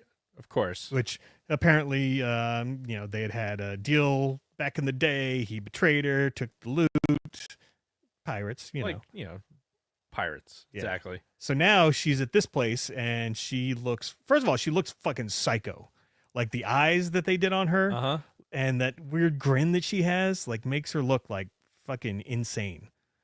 Yeah. So he's got this insane Irish albino chick, basically threatening him, low key threatening his life, and like, oh yeah, it'd be a real shame if you got turned in, or right. Yeah. Right. But it'd be a shame if I made a phone call right now. Right. She's just got that big fake smile on her face the whole time. You don't have a bounty on your head or nothing, do you? Right. What? I don't know what you're talking about. Uh-huh. Okay. Yeah. And he realized at that point, he's like, fuck. Yep, we are All fucked. right. We're fucked. We're fucked. Yeah, we got to get out of here as quick as possible. So they beat feet to their room. And again, there's some good humor here because he's like talking about like the plan, how they're going to split up and look for this fucking symbol. And the kids are over there having a pillow fight. Right. Kids are being kids. Right. And he's like, did you not listen to a thing I said? And they're like, no, we're listening. He's like, well, what did I just say? Didn't you listen to a thing I said? Yeah, which was good. Again, a little juvenile, but I got a good laugh out of it. For sure. Yep. And they so after they split up, fucking these security guards spot Jod and two of the kids and, come up to him, oh, Professor whatever, because he, checked in under a name that was already had a reservation. And clearly the guards knew that it wasn't him. And, instead of having some slick, reply or something to the guy, he's like, run. And they just. It must have said, well, it was as soon as he said from the planet whatever. Yeah. He was like, oh, fuck. Because that planet obviously didn't have humans. Like, it probably had some humanoid species. Yeah. That you're obviously not that. Uh-huh. Right? You have not enough appendages or too many. Right. Like, shit. Can't talk my way out of that one. Yeah, and they're chasing him through all this railing and stuff that's overlooking those hot springs. Mm-hmm. And there's like fucking 15 guards out there, and they can't catch this fucking one guy and these two kids that are following. It's like shit security. So the banking clan needs to step it up. But they do eventually. Do they get caught here? No. They escape when homegirl turns that wrench. Yep. And shoots the oil in all those dudes' faces. She like is holding it. They're like, "What are you gonna do with that?" And she turns and looks. And was like, "Squeaky, squeaky, squeaky, squeaky." Like that was actually pretty funny. Yeah. And on the other side, where were the others going? They were down in that pit because they ran into fucking Snuffleupagus down in the pits. Oh, yeah. That's right. They followed the pipes down. That's right. And then they went into that cave with fucking. So the guy, his name was. Oh, I wrote it down. It was like Catholops or something. And of course, he had the fucking tentacles on the face and the tentacly arms. And I'm like, okay, so this is an obvious over the top Cthulhu reference. I'm like, okay, I get it. It's fine. But for some reason they thought they were in danger at first or whatever because they sent SM-33 back to get the other guys. So like, help. Yeah, they need help. They get back and everything's cool in the gang. Old fucking Cthulhu is just sitting there listening to the kids tell their stories. And it's like, wow, that's a hell of a story. Well, I love it because when they first walk into the room, he's like, wow, that's interesting. Then what happened? Which is what I used to always say to my kids whenever they would just be rambling, talking about whatever. And I'm like, oh, wow. Then what happened? It's just a good way to keep them going without. Right. Until they run out of energy. Yeah. Without shutting them down. Yeah. At this point, the group that that John worked with, the Wolfman, I can't remember that guy's name. But anyway, the Wolfman and his gang found out about the other head pirate. Yeah, about Jod on the planet and everything. Dread Pirate Roberts or whatever. Yeah, so they send them through. As our guys are like going deeper and deeper into these fucking catacombs and looking for the room to where this guy is. And there's all kinds of booby traps. There's one that would have cut their fucking heads off. There's one that like shot the corpses up through some spikes. Right. Yeah. Like coast clear or whatever, and then he gets shot, falls back, goes up. Yeah. Yeah. Well, yeah, because that's when Urkel killed him. Right. Because he was with the pirate clans. Yeah. And he like tests it. Like, okay, we're good to go. Boom. And then Urkel just shoots him like dead center in the chest. Right. This is where it's like, excuse me, this show for kids that got fairly not graphic, but like this, there's no getting around the depiction of what is happening right in that shot. Like you already look up and there's obviously previously impaled bodies. Mm-hmm. And then you know exactly what's happening to this guy. There's no mystery. Right. Same thing with the acid bath that's about to happen. Mm-hmm. Oh yeah, no, that's when things take a real serious turn. It's like, huh. Okay. Yeah. Which I'm skipping ahead. Yeah. Which is fine. Because we eventually get to because that's the treasure chamber. We eventually get there because they're unlocking clues and solving puzzles and stuff as they're going down, and then they get to this big acid pool, right? And the thing is, you need to like give away something, right? That's the most important thing. Right, it's more important than life. Yeah. And for pirates, it's treasure. Right. So they throw the treasure in the fucking acid pool sink, treasure, and then they go down, and that's when they get into the actual treasure room, which again. References to the Goonies and things like that when they find the old pirates bounty in there. So they're looking, and I was staring a lot. I was trying to pick out any kind of little Easter egg that would be in there because they've got to hide all kinds of shit in there. But I didn't see anything at first glance. Fucking Wim found a lightsaber. Yep. As he was looking around.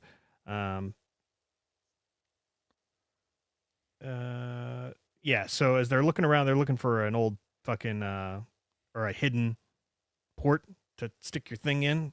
Yeah. My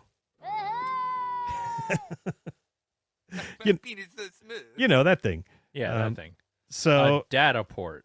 Right, a My data penis port. so smooth. I don't know why I couldn't think of that. 94. And they hook in, and this is when they bring up the coordinates to Atten and all that stuff. Right. It's like, hey, hooray, everything's all great. And the first thing that Jod does is, because you can still hear the fucking dudes trying to get into the fucking door. Right. And he's like, yeah, refill those acid pools. He tells 33. So you hear them fucking basically dying on the other side of the door as the fucking pool is filling back up. No, there's no question as to what's happening on the other side. Murder. Exactly. So that's the solution to everything, apparently. Uh-huh.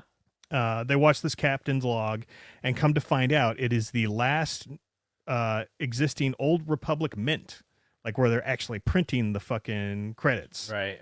So that's why, it's that everlasting treasure or whatever that it was referred to. So you're printing your own money. Exactly. And this is the point where Jod goes full heel turn, and he and I kind of knew this was coming too, because he had that pause, and where once he realized he had all the information he needed, all he needed to do now was just to be able to take fucking SM-33 with him and go to the planet to get all the treasure for himself. Right. And he challenges Fern for the captainship. Yep. And obviously she can't fight him because it's a hand-to-hand combat to the death. Right. So, yeah, he eventually... and this is the point where I think he becomes irredeemable when he fucking puts the knife to her throat and is telling her to yield. Yeah, but here's... So... What is happening? What is this? What is happening right there? Backing up a little bit real quick before we get into that. Apparently the planet was the moon planet. Moon, like Mun, M-U-U-N.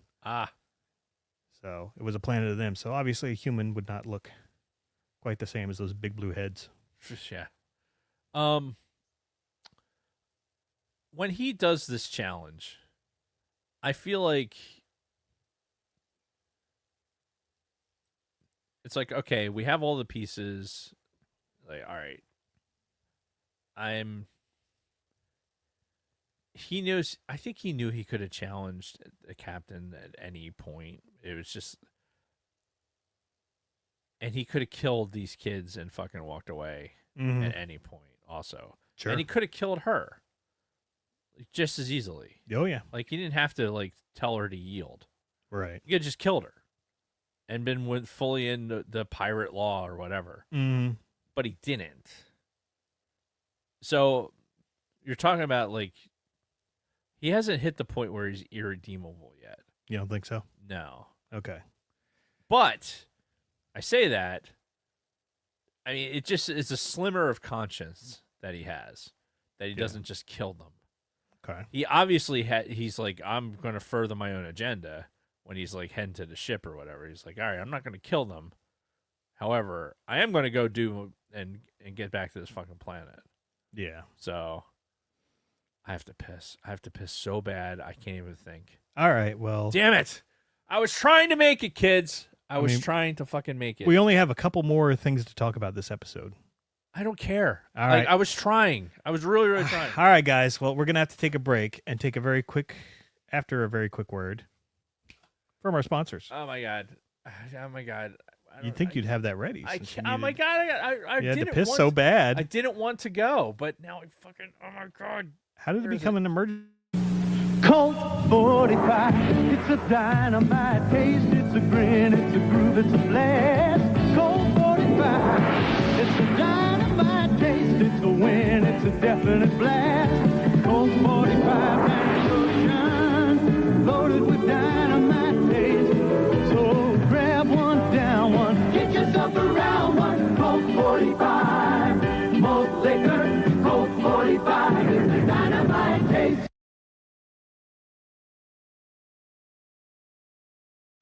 I love that song. It's a dynamite taste. All right, let's go see if there's anything interesting in the chat. The Fisher Price. Oh, yeah. Oh, nice, Fred. Very cool. Or Rick. Whatever you want to be called.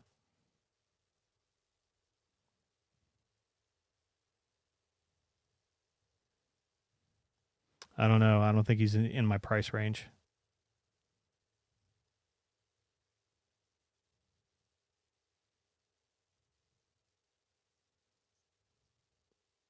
Talking about Transformers. Yeah, make sure you drink Sambuca. That'll help you find your future wife. The next ex Mrs. Whoever.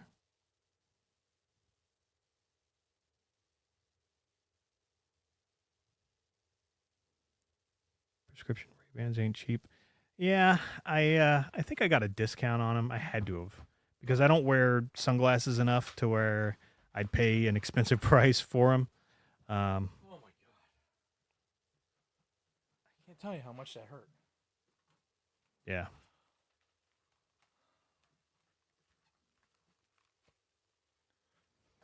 All right, are you good? Yeah. All right, play us in.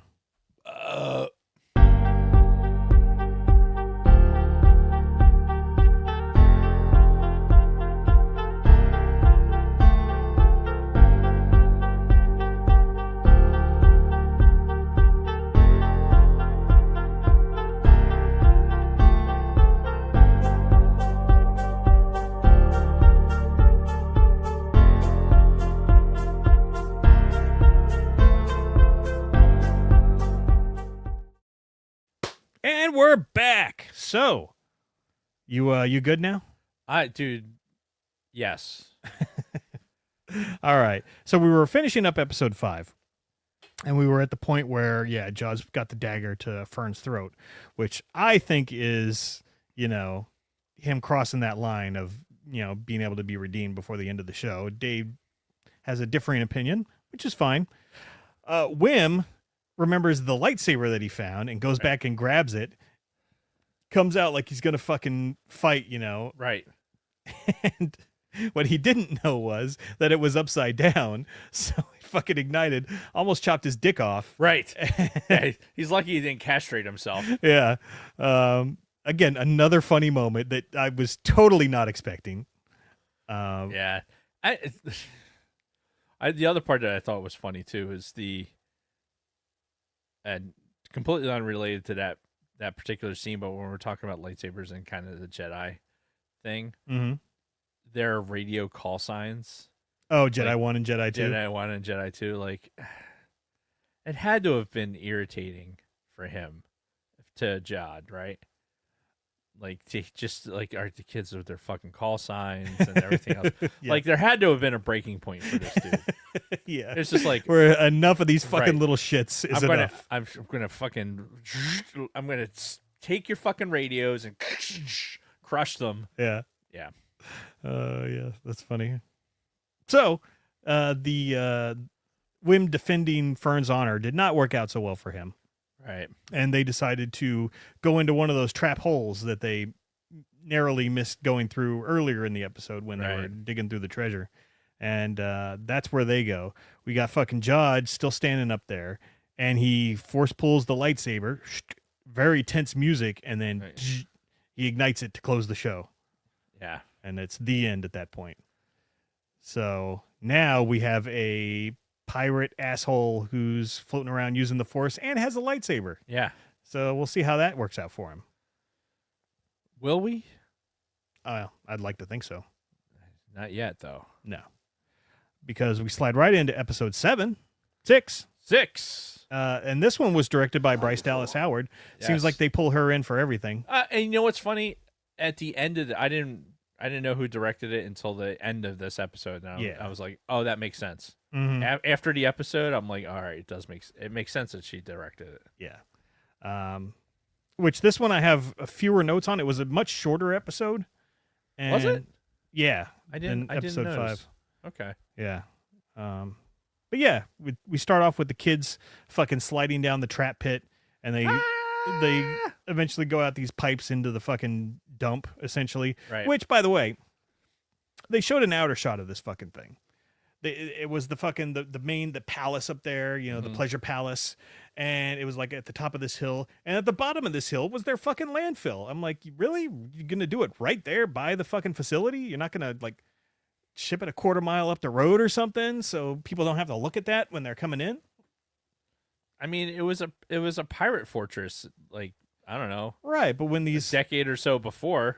yeah, but when these human traffickers fucking, bought it out and decided to put up their fucking palace, you'd think that they went all in for the facility itself, Right. but they just let their fucking trash just be dumped right there. Dude, how many places in the world have we been where the fucking trash was basically co-located with some of, like, oh my God, look at how beautiful this place is. And then you turn and look and there's the trash. Yeah. Right there. That's fair. We've seen quite a few of that. Right. You see it, you smell it, you taste it. Yeah. That's always the one thing that got me about traveling around the world like we did, is the smell of places. Oh yeah. Really turned me off a lot of the time. Just kind of ugh. It's the smell, if there is such a thing. Yeah. Yeah. I hear what you're saying with that. I have this whenever something like this comes up. I have this distinct memory of we were in a bus.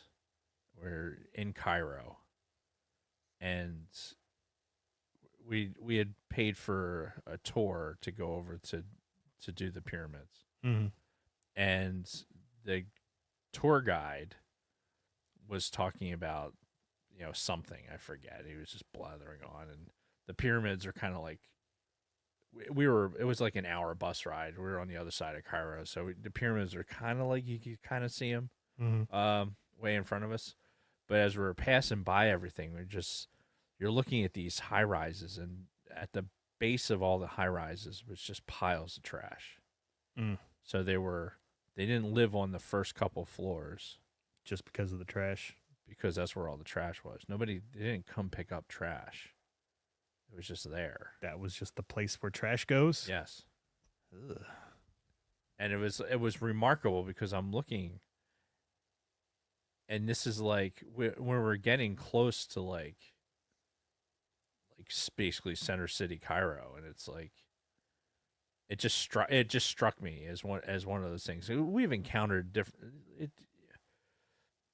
You do when you've gotten to see so much of the world when you're seeing it at the ground level, not like as a tourist, not as from a military base, but you're actually like seeing it kind of and interacting with it on a more personal level. Sure.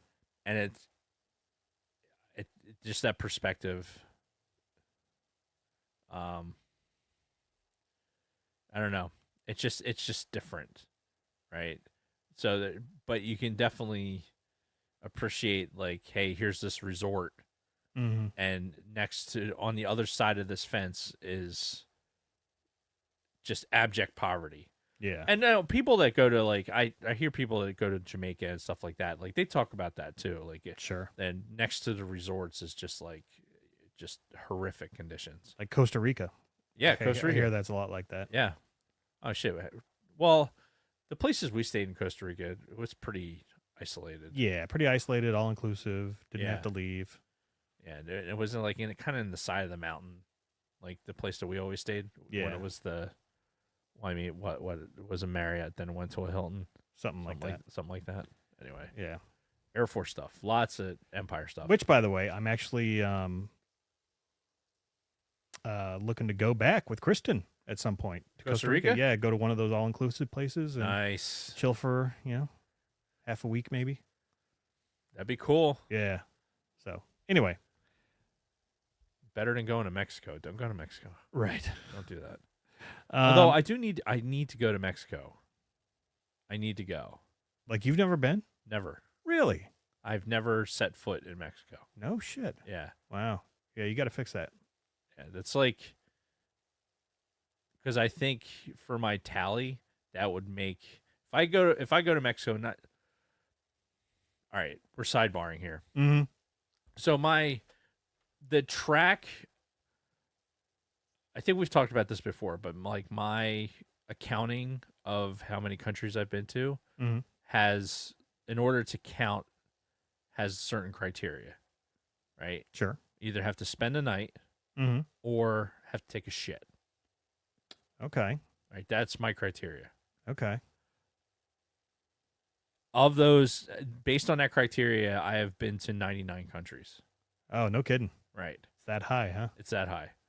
So if I can take a shit in Mexico, then you're good. I hit the century mark.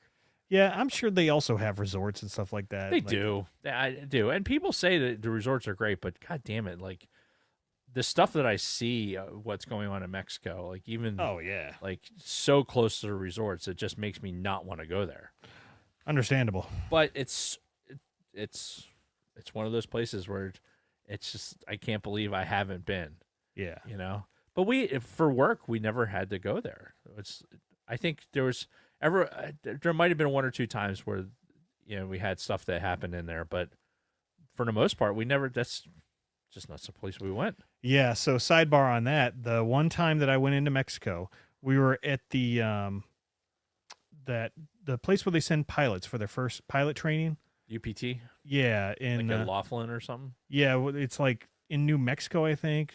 There's a handful of different bases. Yeah, and it's like right on the fucking border. El Paso, that's where it was. Del Rio. Yeah. Yep. And but this was long before shit got like crazy down there. I'm talking like maybe 2005, 2006. And no, it was even before that. So it's probably like 2002, 2003. Anyway, we walked across the border because that you could just do that then. Like they just let us go into the country through a certain, gate area, and then we were just able to just show our IDs when we came back. And we went to some fucking little local restaurant, and it was so good. We got a shitload of food. We all got a bunch of beer, and the final tab ended up being like $32. I'm like, wow, that was great. But it's all ruined now. Yeah. But anyway, so back to the show. This is still episode 6 we're on. They're going down the pit trap.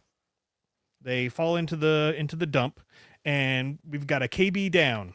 I repeat, KB is down. Yes. She's like fucking frozen there on her back, just like it. Yeah, and this is where you get an idea of exactly what happened. Yeah. Also, like she had an accident. Yeah. Like, we find that out over the course of the episode. Right. Yeah. And what she needs to be able to do to kind of get together. I actually thought that this scene was really, really cool how they put it together. Yeah. And they foreshadowed it too in the previous episode, because that one scene right before they started running from the guards on those railing walkways. Yeah. They were looking at some markings on the wall, and one of those like acid clouds like poofed in her face, and she's like got to cover her face real quick, and you don't think anything of it back then, but now that you see this episode, you realize, oh, that's some of the stuff that's corroding. Yeah. Her innards. So while she's down and they're dealing with that, fucking Jod is coming up through the fucking sewers, covered in, gold and jewels. Right. Doing his what's his name? Fuck. Mr. T? No, who's the pirate in the Pirates of the Caribbean that Johnny Depp plays? Oh, Jack Sparrow. Yeah. Yeah, that's what it reminded me of when he came out of there. He's like, oh, yeah, thank God you're here. Yeah. So, yeah, he comes out, covered in all this gold and stuff. And, of course, fucking Urkel and crew are down there. So they roll him up immediately. And fucking 33, or he yells to 33, take these guys out. And it's like this, like, oh, yeah, Captain. And he's starting to get out, and boom, ion shot. And shit. Yeah. That plan didn't work. Yep. So yeah, after that he gets rolled up by the pirates. Our people are down still in the dump fixing fucking what's her name, KB, and they see the fucking the ship leaving. Well, so I think the pirate ship, not their main ship. Right. And we're glossing over a little bit they split up, right? Right. Before KB kind of shuts down. Mm-hmm. They split up. And it was because the girls had an argument. Right.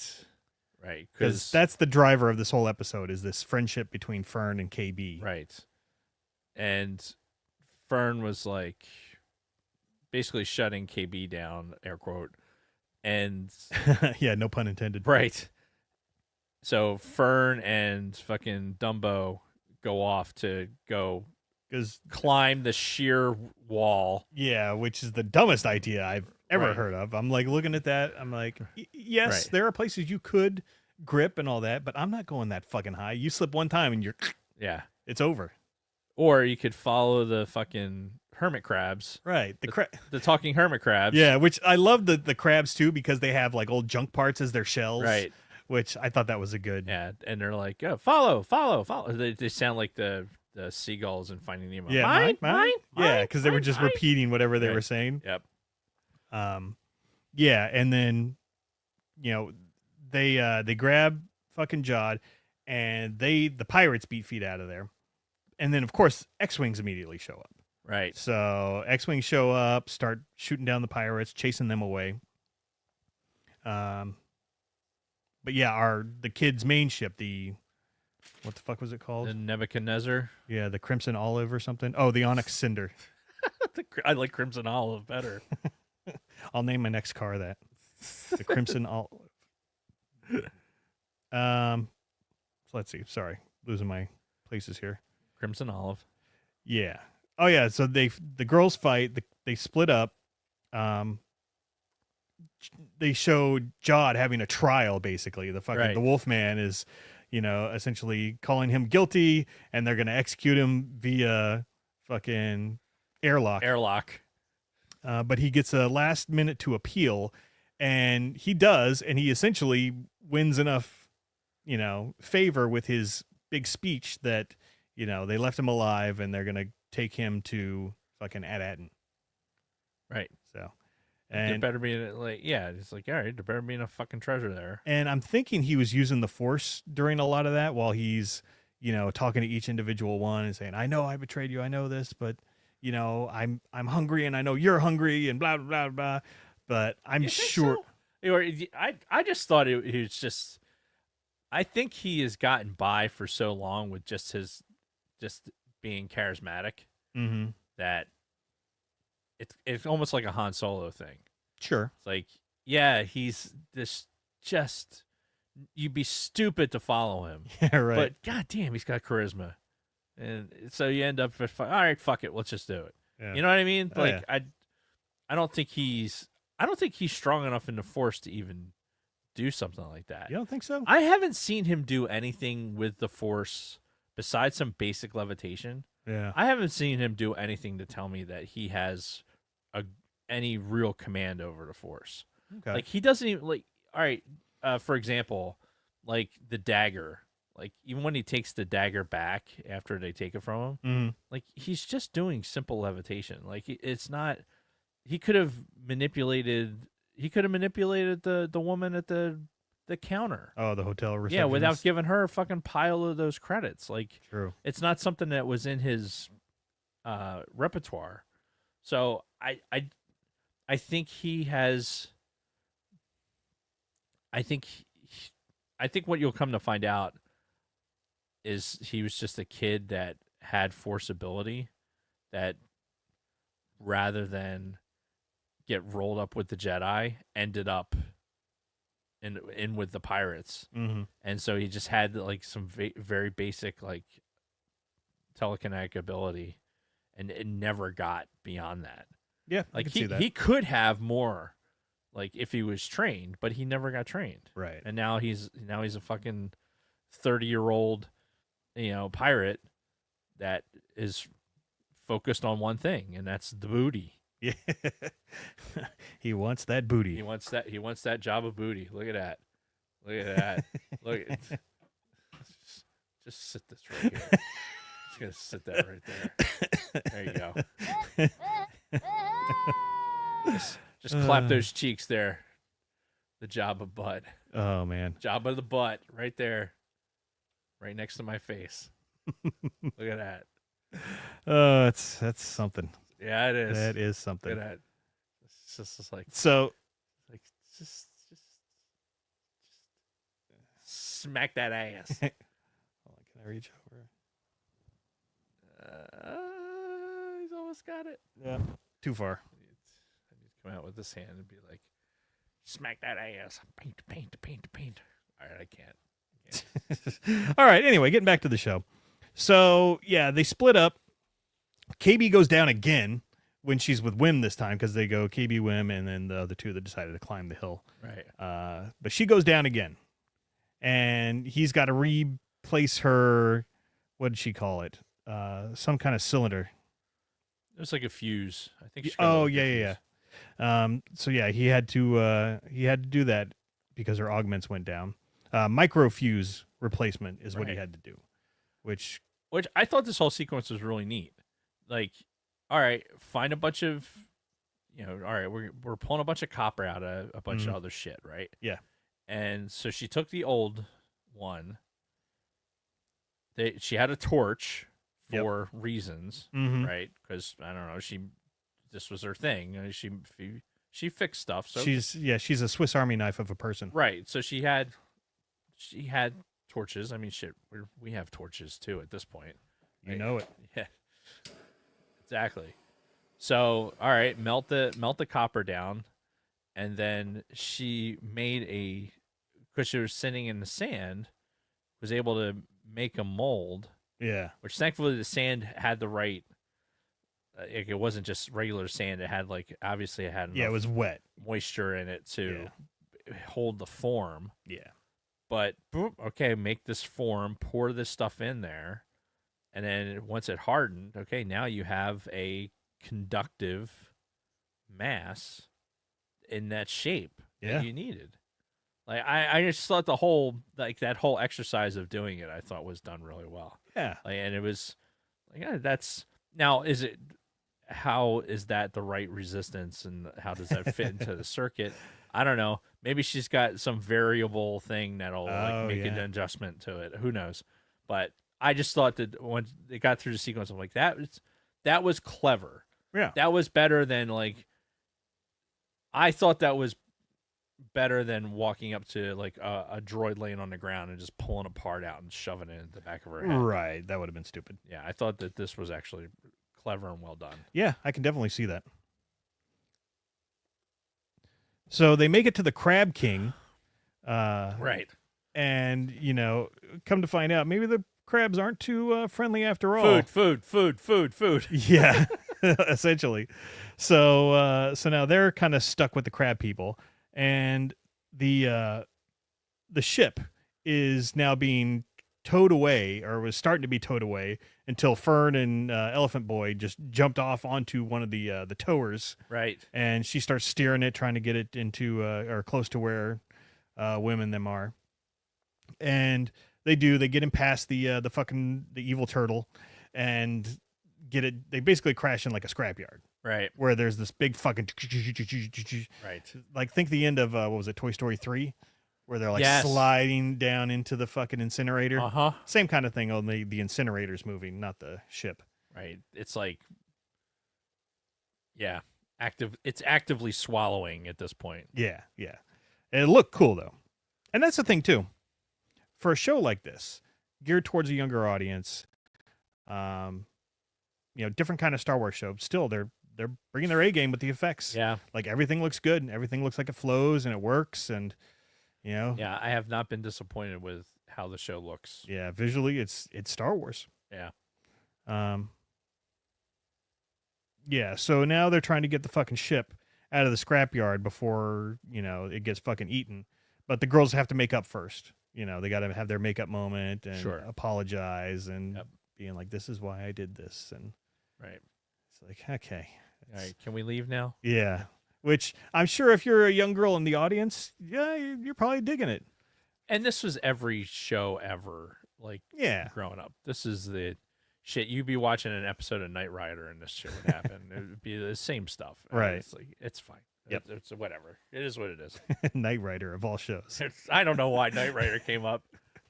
For some reason, I was thinking fucking Miami Vice.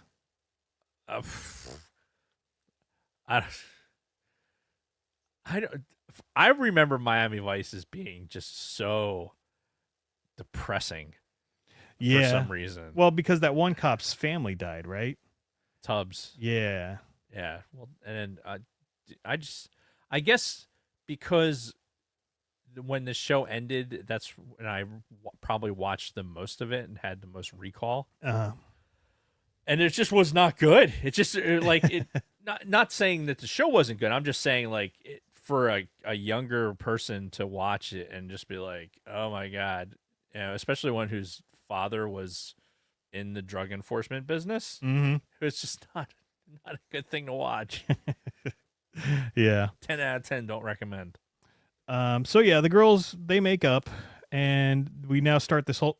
Uh-oh, what'd you do? What? You just left the. What? Yeah, you're gonna have to go back in. What? They can still hear you, but they can't see you. Why? What happened? You tell me. You closed the fucking window. You're a window. Yes, you can see right through me. How do you like them apples? All right, I think we're back. The people who are listening to the audio version of this week are going to be like, "What the fuck What is going happening?" on?" Yeah, we're distracted with too many things off. Yeah, off the mic. Well, how could you be like? This is a room of distraction. Oh, it yeah. just is meant to be a room of distraction. Yeah, and we haven't even touched lightsabers today. Well, now that you've said that. I love the hum of the lightsaber. Snap hiss, man. Yep. You're going to be at the lightsaber store. I am.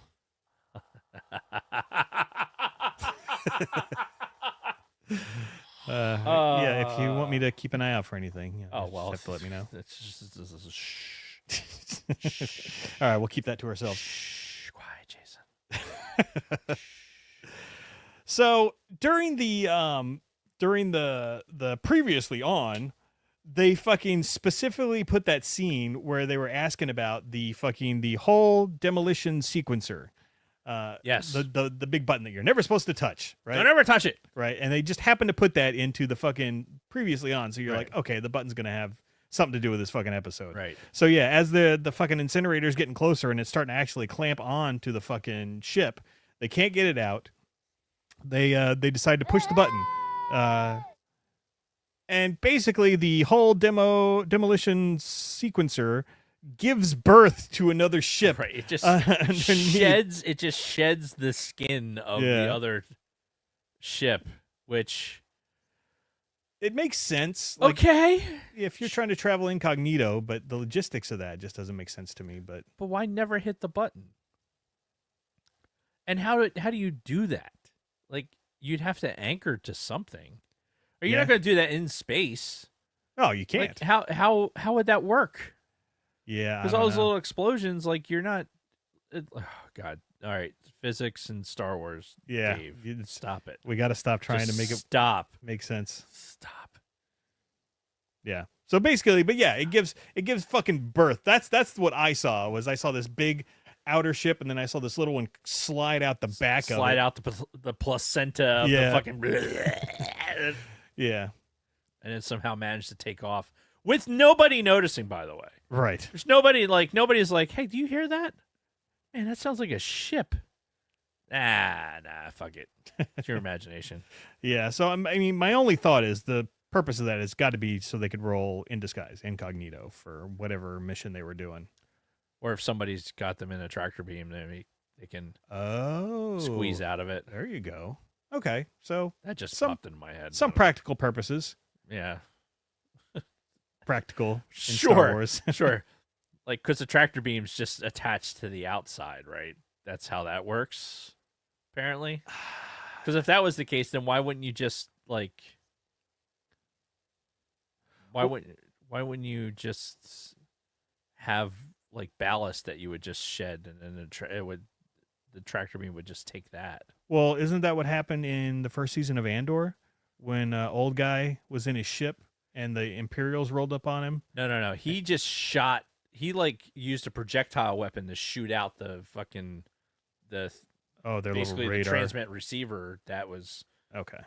the tractor beam. Okay. So he used projectiles to fucking take out the actual tractor beam. Gotcha.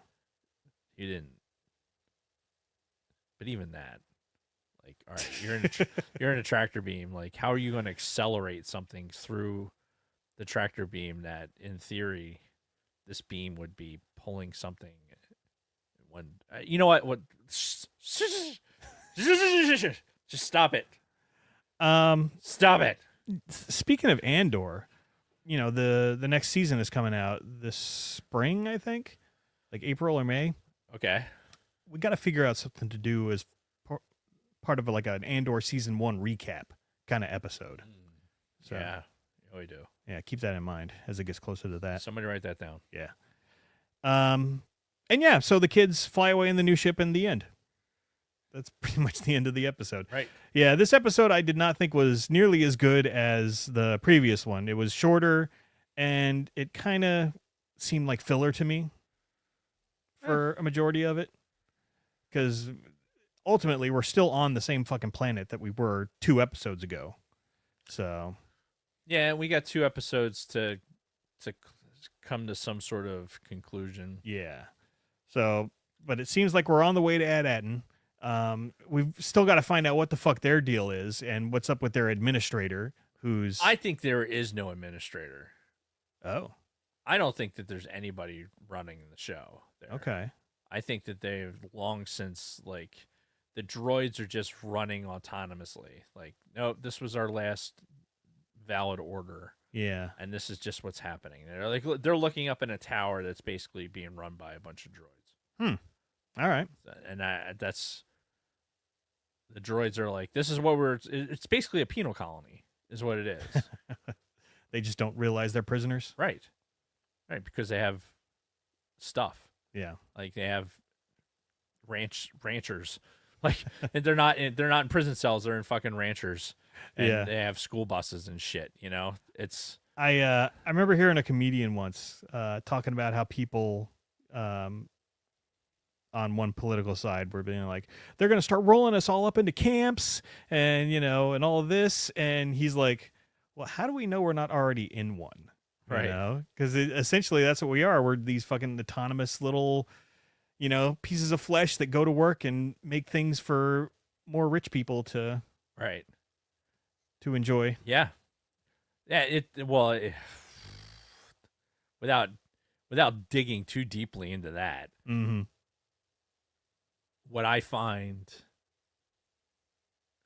as scratch the surface of that just a smidge, but again, perspective, right?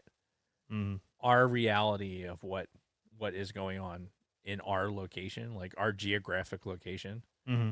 and how we perceive reality, and for somebody that in a completely different geographic location on the same planet Mm-hmm. can have such a different reality Yeah. Oh yeah. in the same in the same time, Yeah. like in this thing we call time, right? This construct that we made up Mm-hmm. to account for our existence. Sure. Yeah. It's all a perception of reality. So yeah, we could all just assume that we're all in the matrix and we're all working for somebody else's, product, Yeah. or we're working to make ourselves happy. It's just what perspective are we going to decide to take? Mm-hmm. And if you're in that job and it's like, okay, all I'm doing is making somebody else happy and not myself, then you probably should be thinking about another job. And Yeah. that's the reality. But not everybody has that ability. Yeah, that's what I was thinking. So sometimes you got to make your own. Got to make your own reality. Yeah. You can still work in your fucking Star Wars cubicle with Yeah. the security droids watching over you. Yeah. But go home and You know what have you fun do? after You- that. You set up your little fucking stand. You get Jabba the Butt out there, and you fucking you're like, yes, this is my little world. There it is, right there, right in the butt cheeks of fucking Jabba the Butt, right there. Excuse me, Sonny. Do you know where I can find some boot? Find some booty. Whoop.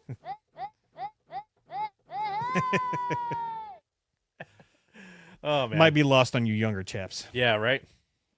So, but that's it. That's these two episodes. I really enjoyed episode 5. I love the humor. I just think it was a great episode all around. 6, yeah, just felt like filler, but nothing against it. Like there's nothing wrong with the episode. It's just, it's whatever. So, how do you feel about these two? Because I remember you texted me after you slap some cheeks. after you watched it. You sent me a text talking about like how you were enjoying it or how you had seen something about it was jumping out. I at you. just because I watched them back to back, right? So Yeah. it just seemed like almost like one continuous thing for me. Mm-hmm. So I didn't really have any real perception of like, okay, this one was shorter than the other one. Yeah. It just seemed like one continuous thing. I enjoyed them as a group, Yeah. like episodes 5 and 6. If you're thinking of watching it together, Yeah, they make a good pairing. yeah, it's a good pairing, which is how I watched it. I think if I watched it separately, maybe I'd have a similar take on that. Yeah. Who is Robert Kahn? No idea. Voicemail. So but like I like the continuation of, hey, this is the adventure we're on, Mm-hmm. right? It's still, there's just enough Star Wars to let you know, to remind you that it's Star Wars and not be like hit you in the face with it. Yeah. It's it has enough adult theme in it, like Jod's turn. Mm-hmm. Like you could have it could have very easily been like he makes his turn to the light side and just fucking Right. like, this is what we're gonna do to get you back home, kids. Because see, that's And how then- I thought it was gonna end. They were gonna, he was gonna admit he was a Padawan back in the day, Right. and they were gonna get him on the right track. And Right. Instead, boom, they did they completely 180 that. Yep. And which I appreciate that. yeah, and I think that's great storytelling. Mhm. And great in contrast, right, to some of the storytelling we've had Yeah. in some of these shows. But I really enjoy them. Like, yeah. Like don't give us the obvious answer. Right. Like go in a different direction. But don't go in a different direction so much that it throws it off the rails. Like you're still Right. continuing on the same story. Mm-hmm. And I just like how consistent it's being. Like it's not awesome. It's like, oh my god, this is the best thing ever. And it's not like, it's not bad. No. It's just been consistently good, and it's been consistently enjoyable to watch. Yeah, and where it is, I think we talked about this last time, but the show's getting great ratings from critics and fans. Viewership, maybe not as high as some of their other shows, but what are you gonna do? Yeah, I'll tell you what, man. Disney Plus. There's a lot of content on Disney Plus right now. Because didn't they merge with Hulu? Or Well, they've already been kind of part. Like Hulu was already like, they had Hulu was part of the triple play, whatever. yeah, that with ESPN. Yeah, but I'm thinking it's more the Fox titles that are all on there. Yeah. It's what I put on that. If I don't put on something Star Wars related, Mm-hmm. I've been going into the National Geographic stuff. Oh yeah. Because there's a lot of really good stuff that is on that National Geographic area. Huh. Wonder if they have Meerkat Manor. I used to love that show. They might. The Endurance. Did I talk about that last week? I don't remember. So Shackleton, you know who Shackleton is? No. From the Antarctic. Shackleton led a expedition down to Antarctica, Mm-hmm. and what this expedition in particular was going to do was they were going to. It wasn't to reach the South Pole first because somebody had already done it. They were going to try and transverse the continent. Oh. So on the way down there, they got shipwrecked, like in the middle of the ice, and so it's the story of them, their survival. Like they survived on the ice, and it's like the story is amazing. It really, it's if you have even an inkling of like, hey, I might be, that's intriguing. Like it's worth reading, listening to Sure. the story. The ship was called the Endurance. Okay. And on that National Geographic thing, they have a special where they took another boat down to try and find the wreck of the Endurance. Oh. So, and it's really good. Has some good insider information. Has pictures that never before seen. Because this was at a time when they actually had a photographer that was with the expedition. Yeah. So while they were like stranded on the ice, they had a guy that was taking pictures and like would basically develop them Mhm. while he was there. And they had all of this footage of them in this survival mechanism. Like it's, as you know, people that like we've gone through survival training and you hear stories about like, this is like the things that people did to survive. Mhm. And a human body, if you have the the positive, the PMA, right? The positive mental attitude. If you have the right leader, the right personality type, and just the right outlook, the survivability rate of a human goes up exponentially, even without warmth and food and drinking water and all of those things. Like this crew survived is just nothing short of miraculous. I went on this like a whole kick for like, I don't know, like 8 months where all I did was read about like pirates and shipwrecks and shit. Actually, it's John's fault too, because he went to it wasn't Shackleton. Like while he was in Antarctica, he went to one of the shacks of one of the explorers, and the shack was exactly the way it was when they left. No shit. 80, 90, 100 years ago, whatever. Wow. Like all the meat that they had hung up, all the seal meat and everything was still there. Huh. Because it's so fucking cold. Like it never gets warm enough to have that unfreeze. Right. So like it is in perfect condition. Dude, it's another fucking planet. Like when you're down there, like listening to the stories of people trying to get around down the Horn, down around the Chilean coast and coming around South America to, that area in between Antarctica and Chile. Like the seas there are some of the worst, most turbulent seas on the planet. No shit. And you get these people in sailors in the 1800s that were fucking, blitzing through there and fucking getting shipwrecked and ended up on these islands, and just the stories are unbelievable.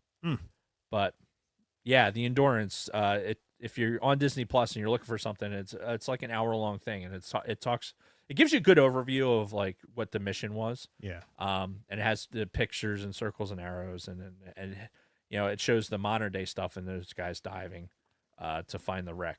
Really neat stuff. Yeah, really, really neat stuff. All right.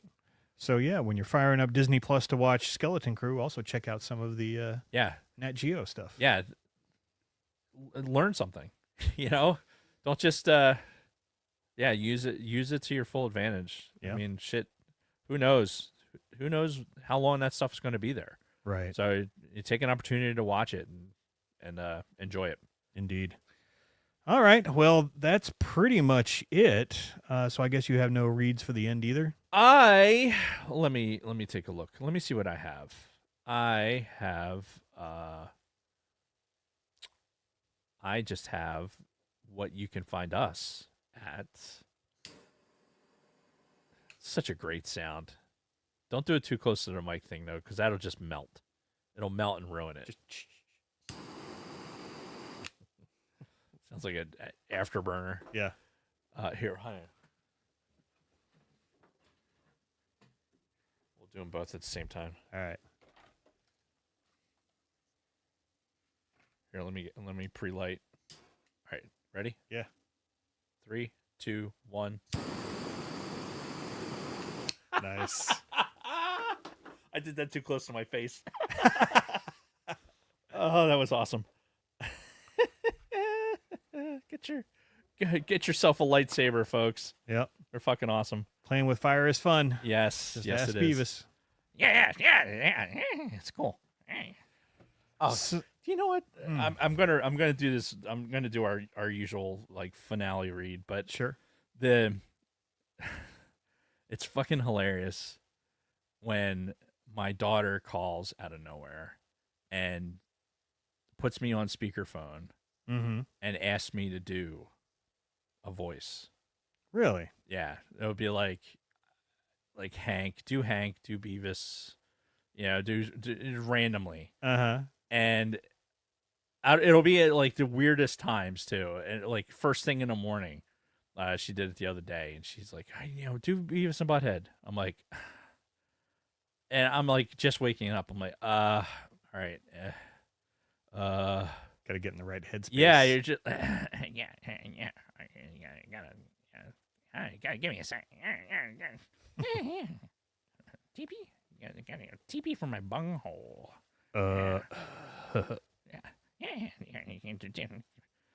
TP for my bunghole. Do you have some TP? Are you threatening me? And then immediately roll into Mr. Anderson type voice, with whacking off in the tool shed. Well, that one actually is more like Hank. I just hearing it kind of in my headset. Well, he sounds almost the same. Almost. But Mr. Anderson actually talks a little bit faster. Because he's a veteran of 2 world wars. That's right. And he gets excited a little bit better. Like, or up. A little bit more worked up. Yeah. Yeah, he doesn't like Beavis or Butthead. No, definitely not. He thinks they're 2 little hooligans. Yeah, whacking off in his tool shed. And stop whacking off in my tool shed.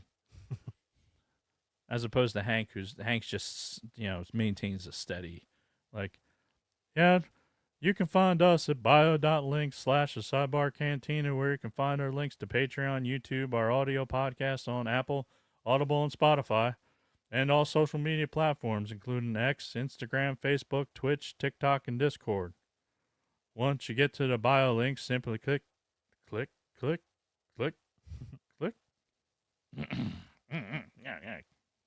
Yeah, click it. It's cool. Click this. Click. What? Oh my God, Dave's losing his mind. Live on TV or the internet. Simply click the symbols under our pic to go to your platform of choice. You can also find all of our past Spotify music mixtape playlists. I always say that wrong. Playlists? It just says Spotify mixtape playlists, but I always add the music because it just seems like it makes sense. Yeah. Because it's a music playlist. Right. As opposed to a video playlist. I have a YouTube playlist, Also, in our bio link is our TeePublic merch shop. Choose from 7 designs on everything from t-shirts and hoodies to tote bags, phone cases, exclusive stickers and pins, wall art, magnets and notebooks, laptop cases, some weird pillows, just about anything you can imagine. Nothing says loving like a naked Jason chick on a pillow. That better be a naked Jason chick on a pillow under your bed. Go to bio.link /thesidebarcantina and click merch. I'm assuming there's no new reviews just because there hasn't been a review and didn't even bother to check this week. Oh, son of a bitch. Please write us a 5-star review on Apple or Audible. Don't have an Apple or Audible account? Our Facebook page has a review feature too. Just screenshot your review. It's starting to turn into Tom Odette from Motel 6, and we'll leave the line on for you. Just screenshot your review before you hit done and DM us the pic on Instagram or Twitter with your name and address, so when Lunar Girl can send you a super cool ATSW family swag pack. Yep, got a little hung up there. Yeah. This is your chance to tell us your thoughts on the show. Jason, or Jennifer Lopez, or me, or I can't switch to Edith. Or Mama. Do it for Mama. Edith. How do I get to Edith? Songs that made the hit parade. I haven't done Edith in a while. Those were the days. A drunk Tom Brokaw. Or somebody your phone will read your review word for word. That's not it. What? Got to go back and watch an episode. And who were then?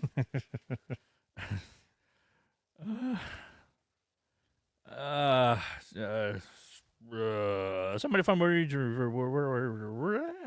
for word on your next episode. It's just He's not drunk, people. It's all blending into the same. There might be a gas leak or something. That could be it. Let us know who you want to read it. Finally, if you catch us on Spotify, help us out and click those stars. If you are listening to us on audio, please consider joining us on the live chat on Mondays. The chat is most definitely where it's at. If you're new to Sidebar, please subscribe. Ding that bell. Select all to receive notifications when we go live. Remember to smash that like button.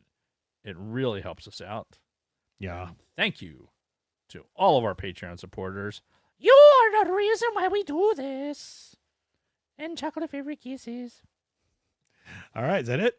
That is it. All right. Well, this is the time where we say goodbye. Thank you, everybody, for watching. Next episode, we'll be handling the last 2 episodes of Skeleton Crew. And then we are going to talk about going back to once a week after that, potentially. Yes. So stand by. And Yes, until next time, may the force be with you. May the force be with you.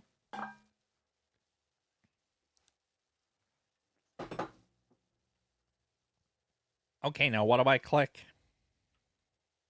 That. All right. That's what I click. Ugh. Ugh.